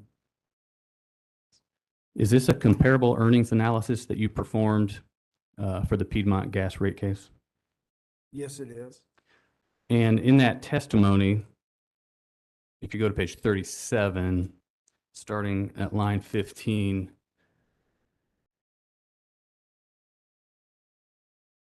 you state that you conduct a comparable earnings analysis as a check on your other cost of equity analyses, correct? That's correct. And the only thing I would add to that one statement is that I've often explained that it's not a determining analysis. It's merely a flow check. Right, and that's what you say here. Mr. Hinton, you're going to need to pull the microphone a little further close. Folks in the back of the room are having some trouble. Back at the back. Mr. Hinton, that you presented no such comparable earnings analysis in this Carolina water case, did you? No, I didn't. And may I explain? Yes, sir. I anticipated this question after reading the rebuttal testimony of Mr. DeSantis. And the reason I did not do a comparable earnings is largely because of I was performing, we'll say, triage. I'm the only one in my division at this point in time. I have several cases on my to-do list, and because the core reason is because I really give this method a check status. It is not a determining method. I honestly never came to my mind to try to manipulate the record in any sort of way. I just didn't come to me to do the method. I was hustling on my data analysis. I knew the DCF and the risk premium are my core methods, and that's why I did not include the comparable earnings. There's a host of reasons why it's a relatively weak method, as I addressed in my testimony. But the reason I did not include it in this analysis is that reason. It wasn't because I did the numbers and saw that the numbers would be supportive of a higher number. Last night I did the numbers. And I can discuss that, my interpretation of what a comp earnings would give me today, if you like. I heard you mention that it's a weak method. On page 37 of your testimony in Piedmont, you do discuss that a strength of the method is that information on earned returns on common equity is widely available to investors, and it is believed that investors use actual earned returns as a guide in determining their expected return on an investment. Your testimony goes on to discuss some weaknesses of the method, but there's also, you would concede, strengths to the method. They are considered strengths. And when I look at the models available to me, as Mr. DeSantis does, I don't give it a higher status, or I don't give the returns the weight I would normally do with a DCF risk premium model. And I think the DCF and risk premium model attack both the bond market, how that affects the investor required return on utility investment. And the DCF, of course, targets the stock market, and we're required to come up with an estimate for the required return that investors need to go into the utility stock. So could you sort of explain step by step how you do a comparable earnings analysis? Yes. I mean, I have just typically used the value line data, as Mr. DeSantis has done. I look at it over some historical time period. I generally do not look at forecast. I look at, because the comparable earnings method is by itself determined as comparable earned returns. So I stop it with the 1 year short of the partial years that dead. And the question then becomes is what historical time period is reflective of even as a use of a check method? And that's another subjective determination that I've made. And many years I've gone 5 years, sometimes 10, sometimes 4. And if you looked at the current numbers that Mr. DeSantis has in his cross exhibit, if you look at the last 3 years, you see an average return around 9.6 or 9.7.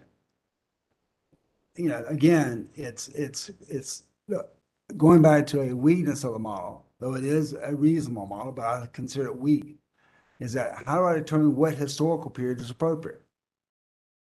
And so I hesitate to use it and give it any chief determining weight.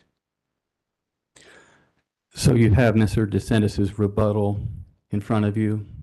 If you could turn to rebuttal schedule DWD-R4.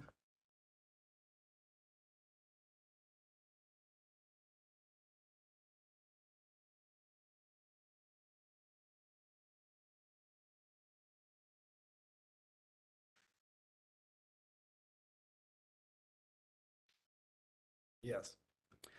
And would you agree that rebuttal schedule DWD-R 4R, Mr. DeSantis has replicated your comparable earnings analysis for the Carolina water case? He's grabbed a comparable earnings analysis I did in the Piedmont case approach I did there and applied it to the 6 companies in my group. And I'm just saying that his historical ROE's average and medium is 10%. But if you look at the average and the medium of from 2019 to 2021, you get 9.6, 9.7% returns. As I've stated in my direct testimony, obviously earned returns are affected by, as noted, weather. A drought can mean excessive, larger normal sales, non-regulated earnings. There may be reasons why American States Water continually earns higher return on earned returns than their probably allowed returns on equity. I can't explain it without doing a whole lot of analysis, and I don't think the analysis is where I want to spend my time for lots of reasons. Again, one of the key reasons they've always said is circularity is a problem with this method. It's not a method I want to invest a lot of time in. And as I stated early on, triage was the mode I was in, but I honestly did not say, I'm not going to do a comparable earnings. I just didn't think of it. Mr. DeSantis' rebuttal schedule here, it uses the same source. I think you would confirm that you used in Piedmont. Yes, value line is a reasonable source to calculate earned returns on equity. And just like in Piedmont, Mr. DeSantis went back the most recent 6 years in conducting the analysis. Is that Yes, true? That's correct. And you used 2019 and 2020 in your Piedmont analysis, right? Yeah, I've typically used 5 or 6 years. 5 years I've done that before. But my record is not complete. It's not like I do a comp earnings in every cost of capital testament I've ever put forth. It's not. I've done capping before, but of the last 10 years, I've done risk premiums and DCF as the principal methods I use. And back to Mr. DeSantis' schedule, he used the 6 companies that he used there are the same proxy group that you used in your testimony for water companies, correct? Correct. They're the ones covered by the standard edition of ILI. And the only difference here is that Mr. DeSantis has replicated your analysis using not just historical returns on the left side of the vertical line on the exhibit, but he also has some projected returns, correct? Yes. Do you see any errors in Mr. DeSantis's historical comparable earnings inputs? No, subject check. There's no errors to my knowledge. And so is Mr. DeSantis's comparable earnings analysis using historical returns, produces an approximately 10.0 return on equity, correct? That's what his exhibit has, yes. And in Piedmont, your comparable earnings model was 9.5%, which you said was a reasonable check on your other cost of equity analyses in that case. If I- Correct. If I remember, I had calculated a median and an average. And I'll have to double check which one was, there was one number that was like 10% and one number is 9.5. So I put my weight on the median. Now, again, that should show to the commission and to yourself the weakness of this method, a 50 basis points difference. I can appeal my testimony based on what type of averaging I used, whether I used a median of Central Tennessee or whether I used an average of Central Tennessee.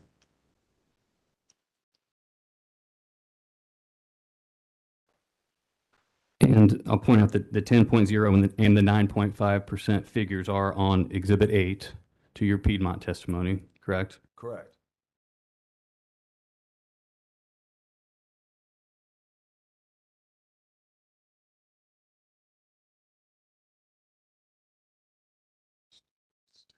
And in fact, your Piedmont testimony, your overall ROE was 9.42%. So the 9.5 number that you said was more appropriate was, in your words, a reasonable check on your 9.42 ROE, correct? Yes, it was within reason to my final determination of what I believe the cost of capital was for Piedmont. So in this case,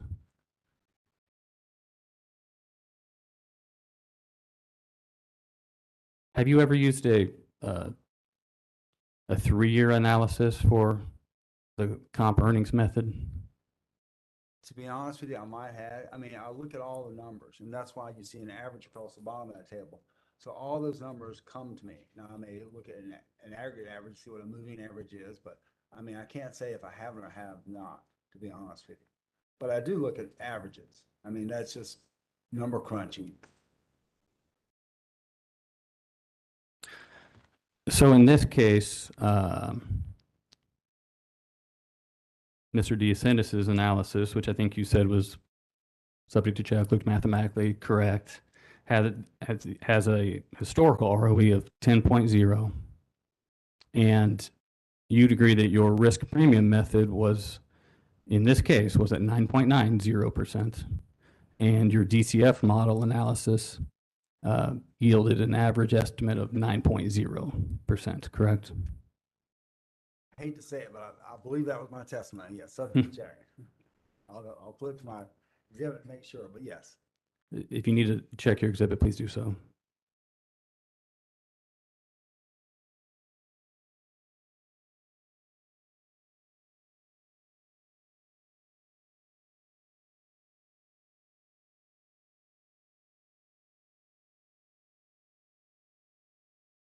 Yes, that's correct.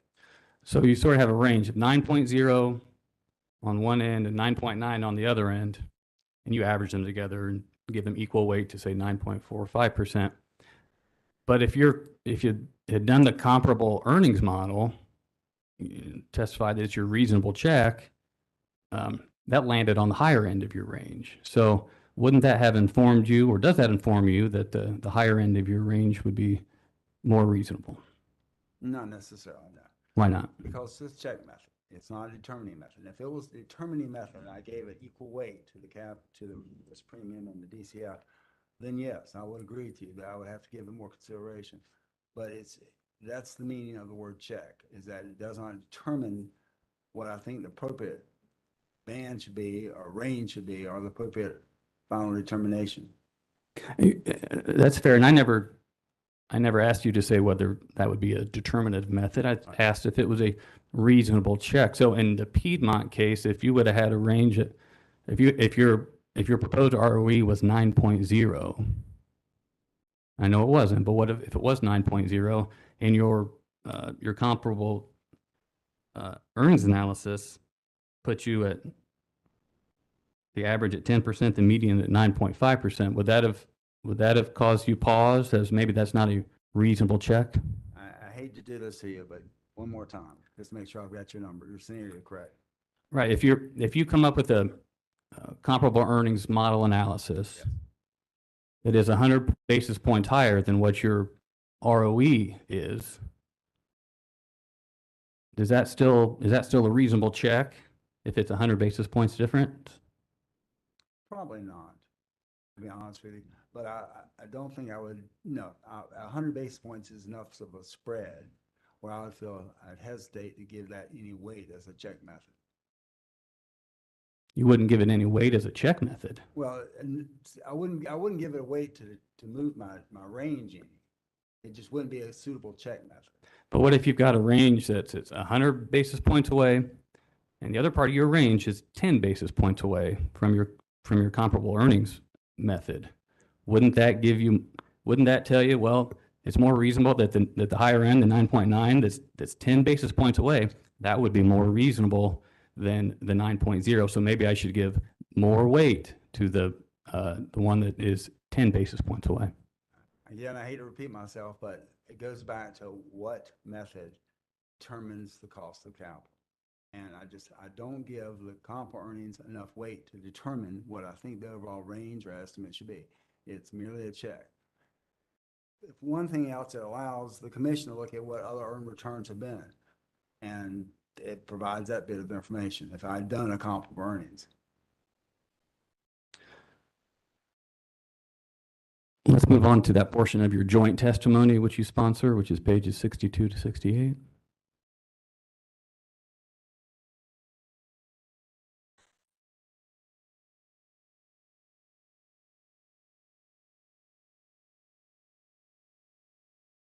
Let me know when you're there. I am. So you testify that Carolina Water should be authorized a lower ROE if the WISIP plan is approved, right?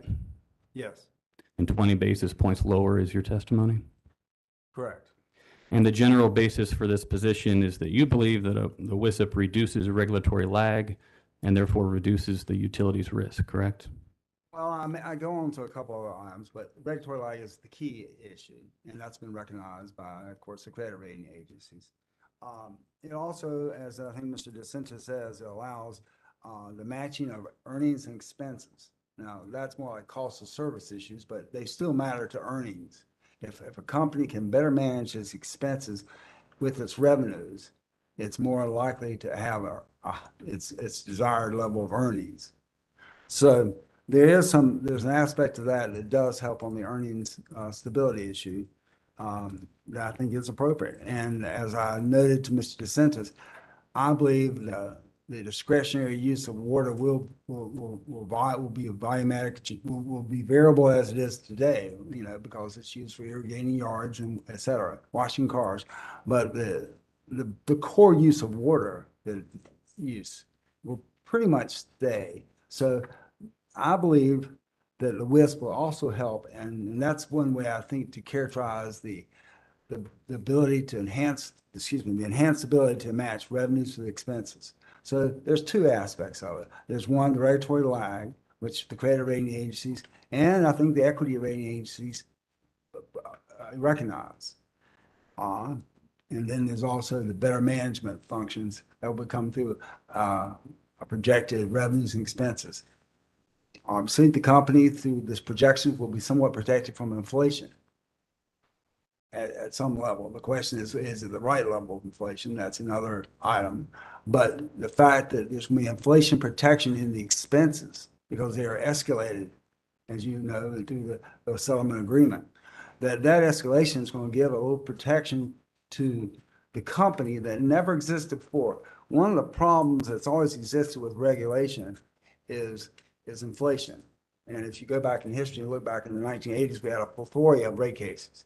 We were coming off the high inflation of the early 80s. And when I first came to work here, we were doing rate cases quite frequently, much more frequently than we do today. And the core reason behind that was inflation was driving these companies in because their expenses were going faster than their allowed cost of service. So the fact that the WSIP is going to allow a projected expense level of the next 3 years will really be a significant boost to the ability to manage their costs and their expenses and revenues. And I think that is significant. Again, regulatory lag is the number one, but I think the better the management enhanced through this projected cost of service is a plus. So, Mr. Hinton, is it true, looking at the statute and looking at the rules that have been adopted, if the utility over-earns by exceeding the high end of the approved ROE band, the utility must return over-earnings to customers via rate credits? That's my understanding, yes. But if the utility is under-earning, if it earns below that, the bottom of the approved ROE band, it doesn't get to debit the customers, does it? No, it has to file for a rate case.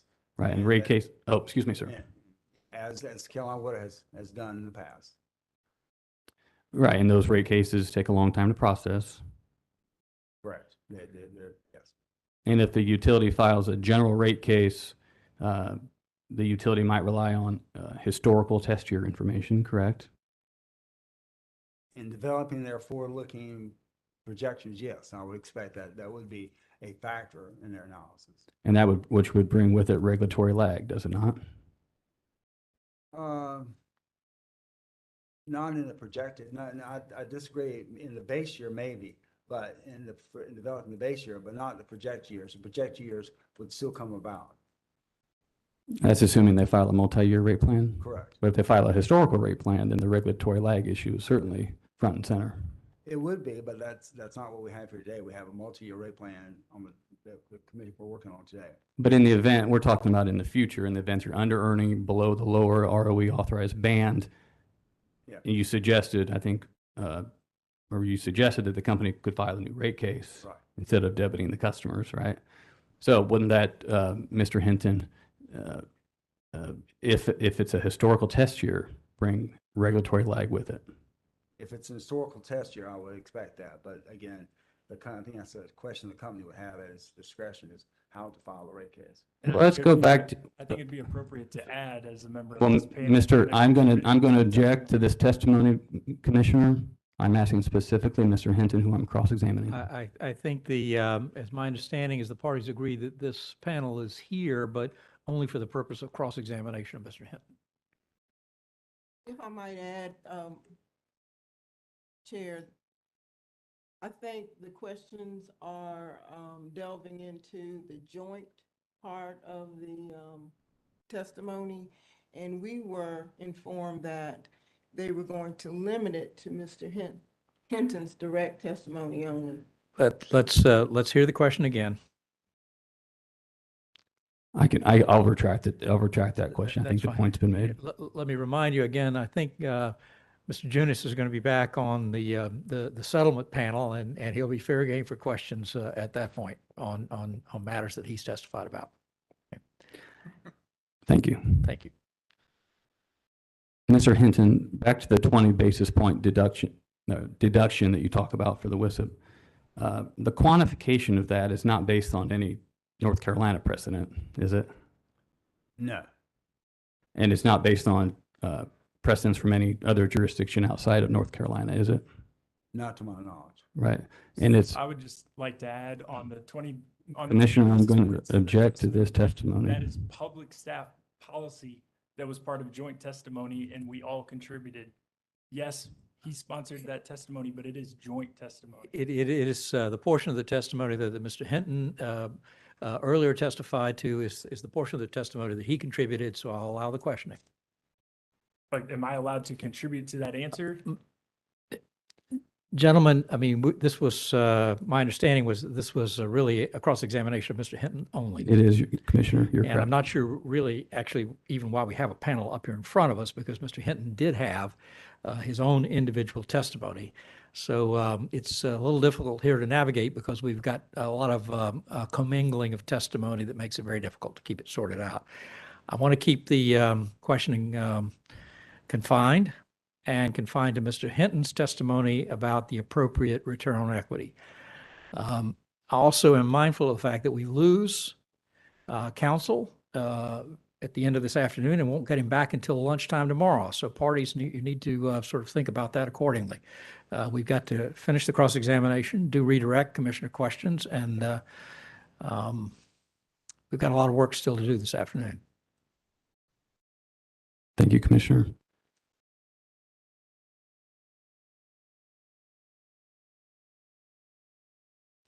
Mr. Hinton, you were in the room when Public Staff Counsel asked Mr. DeCendis about how his recommended ROEs compared to authorized ROEs. You recall Yes, that? Yes. In your position as Director of the Economic Research Division for the Public Staff, have you ever recommended an ROE that came in above the commission authorized ROE? No, like Mr. Centers, I have I have had a case in North Carolina. It was a telephone case. It was a universal elements case. And where the commission accepted my return on the capital structure and my recommendation on the capital structure and recommendation on the ROE and the overall cost of capital.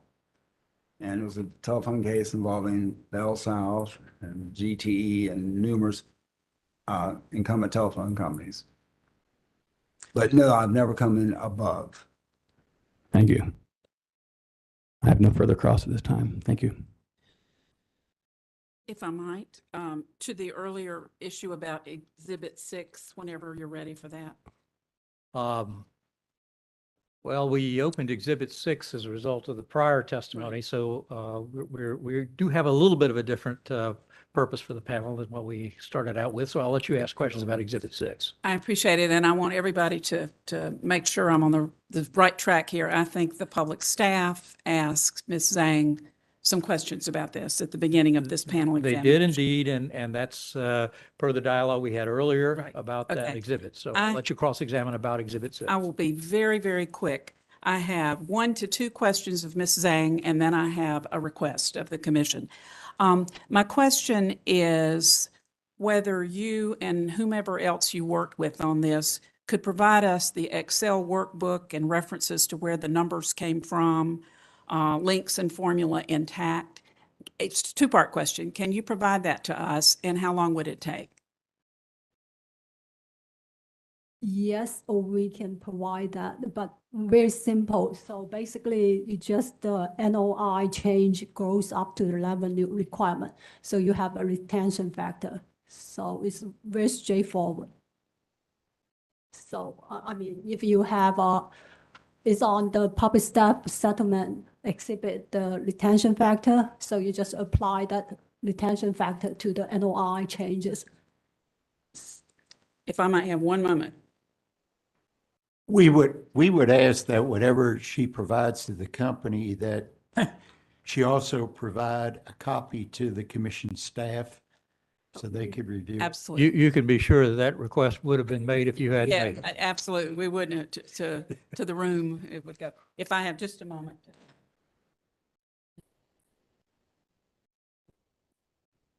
She said. You need the Excel. You need the Excel. Now I'm to my request, and thank you, Ms. Zhang. We, at this point, persist in the objection to the exhibit, but we would ask for those Excel documents so that our people could evaluate this and check these numbers and understand it. And I would ask for some additional direct based solely on this of Mr. Schellinger when it's his time to testify, and we could put this thing to bed. Well, as I understand the testimony, the source data is in the exhibits to the public staff settlement testimony. And you simply performed a calculation applying 2 different rates of return to that exhibit. Yes. You have that exhibit, but you don't have it in We need electronic form. Right. Actually, the public staff provided to the company as well. So they should have it. But I mean, we can perform the simple calculation if they really need it. All right, let's do this. I think the request is appropriate. I think the request is legitimate. I'm going to ask that overnight that Be great. you work with the Public Staff Council and confirm that you either already have We will. the source data in electronic format so that you can validate it yourself, or that if you don't have it, that you get it. And that includes commission staff and any deliverables that you provide. Okay. Do we have anything further on Exhibit 6? And I have nothing to add to that. That would be acceptable, and we appreciate it. Okay. With that said, then the witness is back on redirect. Hopefully I'll be quick. Mr. Hinton, you were asked about comparable earnings. Is it true that you believe that it's not a reliable way to set cost of capital ROEs? Correct. I do not believe it is reliable. The numbers can move for a host of reasons, as noted in my pre-filed testimony and as discussed today. Now, how does deferred taxes, does that bloat a company's net income that would affect a comparable earnings? Yes, it would. A host of accounting issues are one of the core problems with earned returns. Again, the purpose of we're coming here today with Mr. DeSantis as well as myself is to come up with the investor required rate of return, not the earned return, because earned return is affected by nature, accounting standards, customer acceptance of your product, management changes, et cetera. Now, with respect to unregulated earnings, The one that okay, Mr. DeSantis's comparable earnings approach, you prepared a schedule which you gave me last night, is that correct? I believe so, yes. But last night Or maybe it was this morning. It was- It was recent. recently, yes. And in that, you used a 3-year average, is that correct? Correct. And what was your median of those 6 companies for 3 years? Your Honor, I'm going to object to this. I think the testimony was that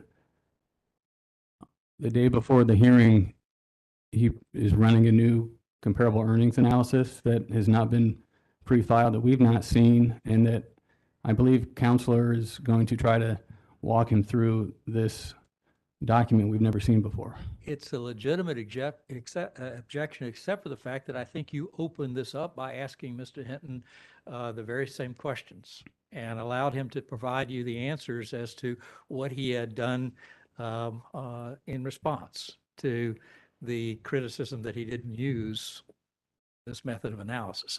He went through that on your cross-examination, and I think you opened the door to it. Now, if they're going to offer an exhibit, I'll hear you on an objection to an exhibit, but I think it's a proper line of oral questioning at this point on redirect. Now, in your analysis that you did, you used the same numbers as Mr. DeSantis for 216 through 221. So they would be found on rebuttal exhibit number 1, DWD-4R. Is that correct? Yes, that's correct. And when you just took the last 3 years of 219 through 221, that's where you came up with the median of 9.7. Is that correct? Yes, and I believe I explained earlier that I had an average of 9.6, if I remember. Yes. Now, in that, as we look at Mr. Hinton's, Mr. DeSantis's rebuttal exhibit, DWD-4R, do you see at the top American States Water? Yes. And isn't it true that they're the lowest in the last 6 years was 2018 at 11.4? Correct. And the highest was 2019 at 14.0. And in looking at their rate cases that you've seen in some of our exhibits, isn't it true that they never had an approved ROE above 10%? Not to my knowledge. I have not done a thorough search of all the ROEs with American States Water, but I'd be quite surprised if in the last, since 2016, that any company got a return of equity substantially over 10%. Now, doesn't American States Water have a significant amount of unregulated, price-regulated activities operating military bases for the U.S. government? We've talked about that briefly, but I'm afraid I have not done enough work on their 10Ks to verify that. Now, what about when they filed something with the commission about serving Fort Bragg? Are you aware that they provide the water and wastewater for Fort Bragg? No, I'm not. Okay. Now, American Waterworks on Mr. DeCensis, for the year 2021, it had a 17.3% ROE. Now, isn't that massively above any approved ROEs for American States Water and any of those? Actually, none of those were over 10%. Correct. 17.3% would be considered an outlier. And likewise, the SJW for that same year, 2021, had a return on equity of 5.8%. And so both those returns would not be indicative of, again, the required return on equity, which is what we seek. Now, also on this, line 5 is Middlesex Water. And the lowest they ever have is 9.9, but they're also 11.1 in 2020, 2019, 10.4, 2018, 13.0. Isn't that substantially above their allowed approved ROEs in their rate cases that are in our schedules? I would accept that. You know, they're lower than American States Water, but again, it's hit or miss on this method. But you know, overall, I mean, Mr. DeSantis has an average of 10. You know, you can look at the same numbers and say, well, I don't think the last 6 years is appropriate. I think the 3 years are appropriate and have about the same intellectual basis in saying that. Now, Thus, I could argue that a 9.6 is what this compo earnings shows, as well as a 10%. And that's the inherent weakness in this method. now, do you believe that a potential investor would give more focus on the last 3 years than going back 6 years? Yes, I will accept that. The last 3 years for a compo earnings approach would probably have a little more value.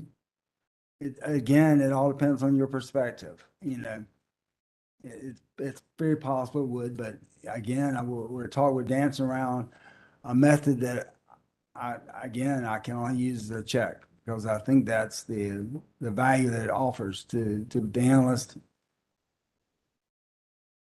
Now, with respect to your joint testimony, you have exhibit number 7, which is Moody's. Here. It's really based on regulated electric and gas utilities. But in that,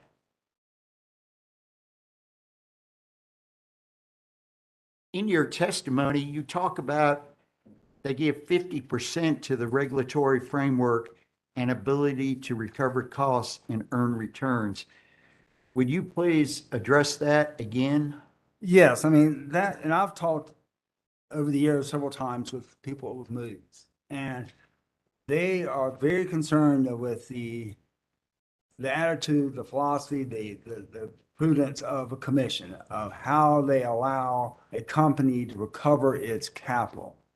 Remember, they're bond rating folks. They're not equity rating folks. So they're concerned the company will expend capital and have the ability to recover it with carrying costs. So they can earn their cost of capital plus a profit. And so Moody's gives weight, a lot of weight, as you said, over 50%, to the ability to get cost recovery. Now, I refer you to your exhibit 7, page 4 of 51. Could you turn to that, please? Yes. And in the middle of the page, it has sub-factor weighting regulated utilities. Could you please read where it has below that regulatory framework?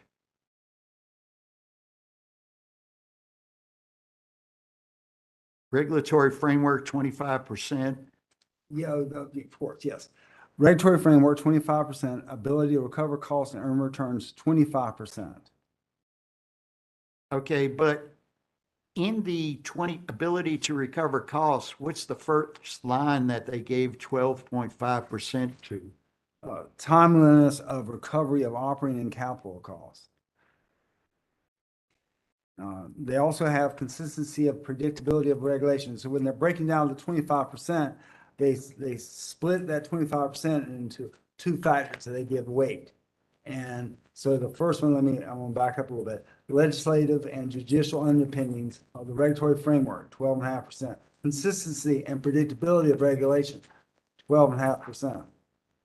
Now we go to the second category of ability to recover costs and returns, and they then look at timeliness and sufficiency of recovery and rates of return. Now, with respect to your testimony on page 15, at the bottom, starting on line 15, could you please read into the record Janney's Water Industry Report, which is Exhibit 9 in your testimony? Could you read that to the end of the paragraph? I'm going to ask you again to restate what exactly you want me to read. Now, I'm looking at the Janney report. I think it's Exhibit 8, page 1 of 18. Well, I'm reading from page 63. What does Janney say about the regulatory climate? I have a problem. Okay, I Could you refer you bring, to. could you bring me the page? That was one report I did not bring. I'm reading, it's your testimony I'm reading from. Yes. Okay, I- on page 63 of your testimony, line 15, Okay, yes. Janney's Water Industry Report. Could you start there and read to the end of the paragraph? Yes, I'm sorry. In a similar investment report, Janney's Water Industry Report, included as Public Staff Exhibit 9, writes that when we evaluate the regulatory climate of a state, we focus on three items: consistency of regulatory treatment, allowed ROE, and the effects to minimize the impacts of or effects of regulatory lags. And it's your testimony that the 3-year plan reduces appreciably regulatory lag both for investments and for operating costs. Is that correct? That is exactly correct. And I believe that's recognized by Moody's and other investors. And it was obviously one of the hallmarks of the position of the company is as they went to the legislature and argued for this or lobbied for this legislation. It's the core reason that the companies have to benefit from this. And the customers have to benefit too, the reduction in regulatory expense. I just, you know, and may I extend a little further? Yes. That leads into a basis of 20 basis points. Is that we have got a regulatory lag and ability to better manage costs and expenses as a significant benefit to the company. We have a reduction in rate case expense as a benefit to the customer.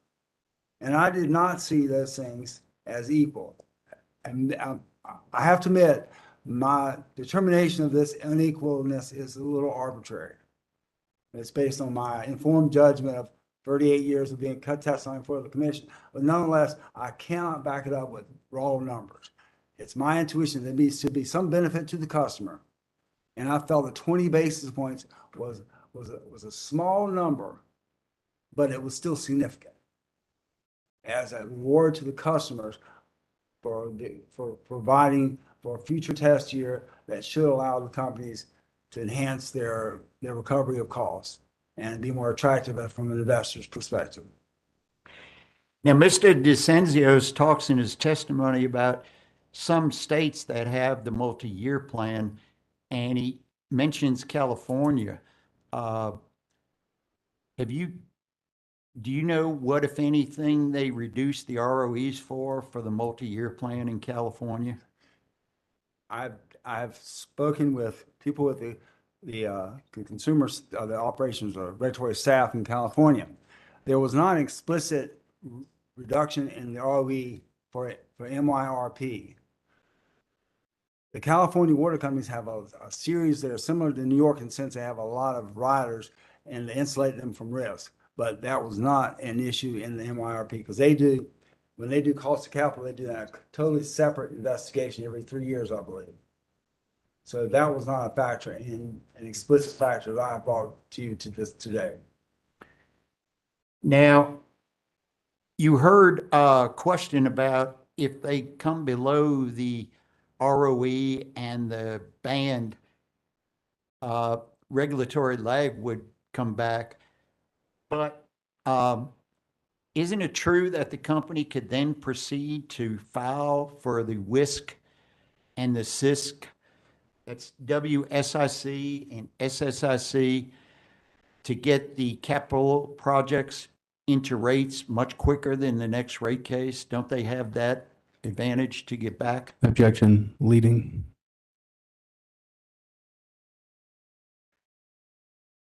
Ask your question again. What can the company do other than file a general rate case to get capital projects back into the rates prior to, are there mechanisms in North Carolina for them to do that? Yes, we currently existing policies, practices exist for the companies to file for a water system investment charge, WISC, and a CISC for the sewer operations. So they can recover their capital within a quicker time. Did you collaborate with the other members of the panel in determining the 20 basis point reduction? Yes and no. I mean, it wasn't a precise conversation, but I consulted with the county and engineering on the nature of the MIRP. So all that came together. So yes, and yes, but most of the determination came from myself, to be honest with you. Thank you. I have no further questions. Let's see if there are questions from. Commissioner, I think we have one or two more little questions. Okay. One or two more little questions.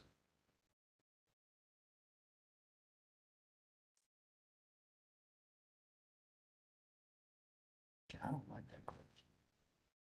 It's too complicated. I have no further questions. Okay, questions from commissioners? I have one, and Mr. Hinton, I will ask it of you to save me from flipping paper. If you don't know, then I'll flip paper later. Under the proposed joint stipulation and partial settlement, is my recollection correct that if that stipulation and settlement is approved, that the company has agreed not to seek to use the WISC and CISC mechanism during the beginning of the during the duration of the WSI period, whether or not they are earning their required or their authorized return on equity or not? Will the commission allow me to consult with my Well, partners? Because let me withdraw the question because I think I've just located in on page 16 of the stipulation. I've answered my own question. I withdraw the question. Thank you, because to be honest with you, I was not involved in this. Well, stipulation. I was thinking you would know it off your top of your head quicker than I could find it, but I found it. Any other questions from commissioners? Commissioner Duffley.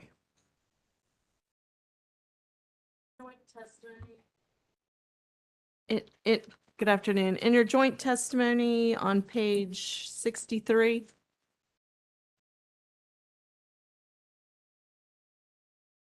on line 16, you have that this Janie's report is exhibit number 9.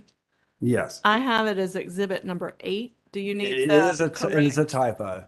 correct so it's exhibit 8 and you're Correct. correcting your testimony? And then one other question. Mr. DeSantis, in his rebuttal testimony, brought up the article by Thomas Zepp as find it. Could you refer to me to the page where he talks about it? And I'll see if I can recollect that study, but I may not be able to. So on page 32 of his rebuttal testimony. And it's a published study in response to Dr. Wong's article. And I just wondered if you had any comments that you'd like to provide to the commission regarding the ZEP analysis. If you don't, that's fine. I just wanted to give you the opportunity. No, I do not have any Okay. real comments I can give. Okay, I have nothing further. Any other commissioners have questions? Right, any questions on the commission's questions? No, sir. No, Commissioner, thank you. The company? Okay, I think that brings us to the end of this single witness panel.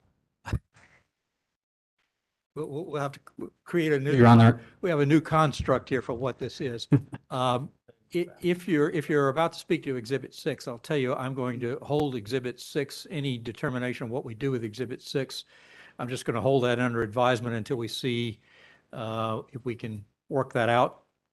And I think the parties need further instructions about what to do with respect to Exhibit 6 tonight, overnight. Chair Clodfelter, we would move that their direct testimonies and exhibits be entered into evidence. They have already been received into evidence. There is, I think, one exhibit we need to deal with. Mr. Olson? Thank you, Commissioner Clodfelter. At this point, Carolina Water moves into evidence Hinton proposed cross exhibit number 1. Any objection?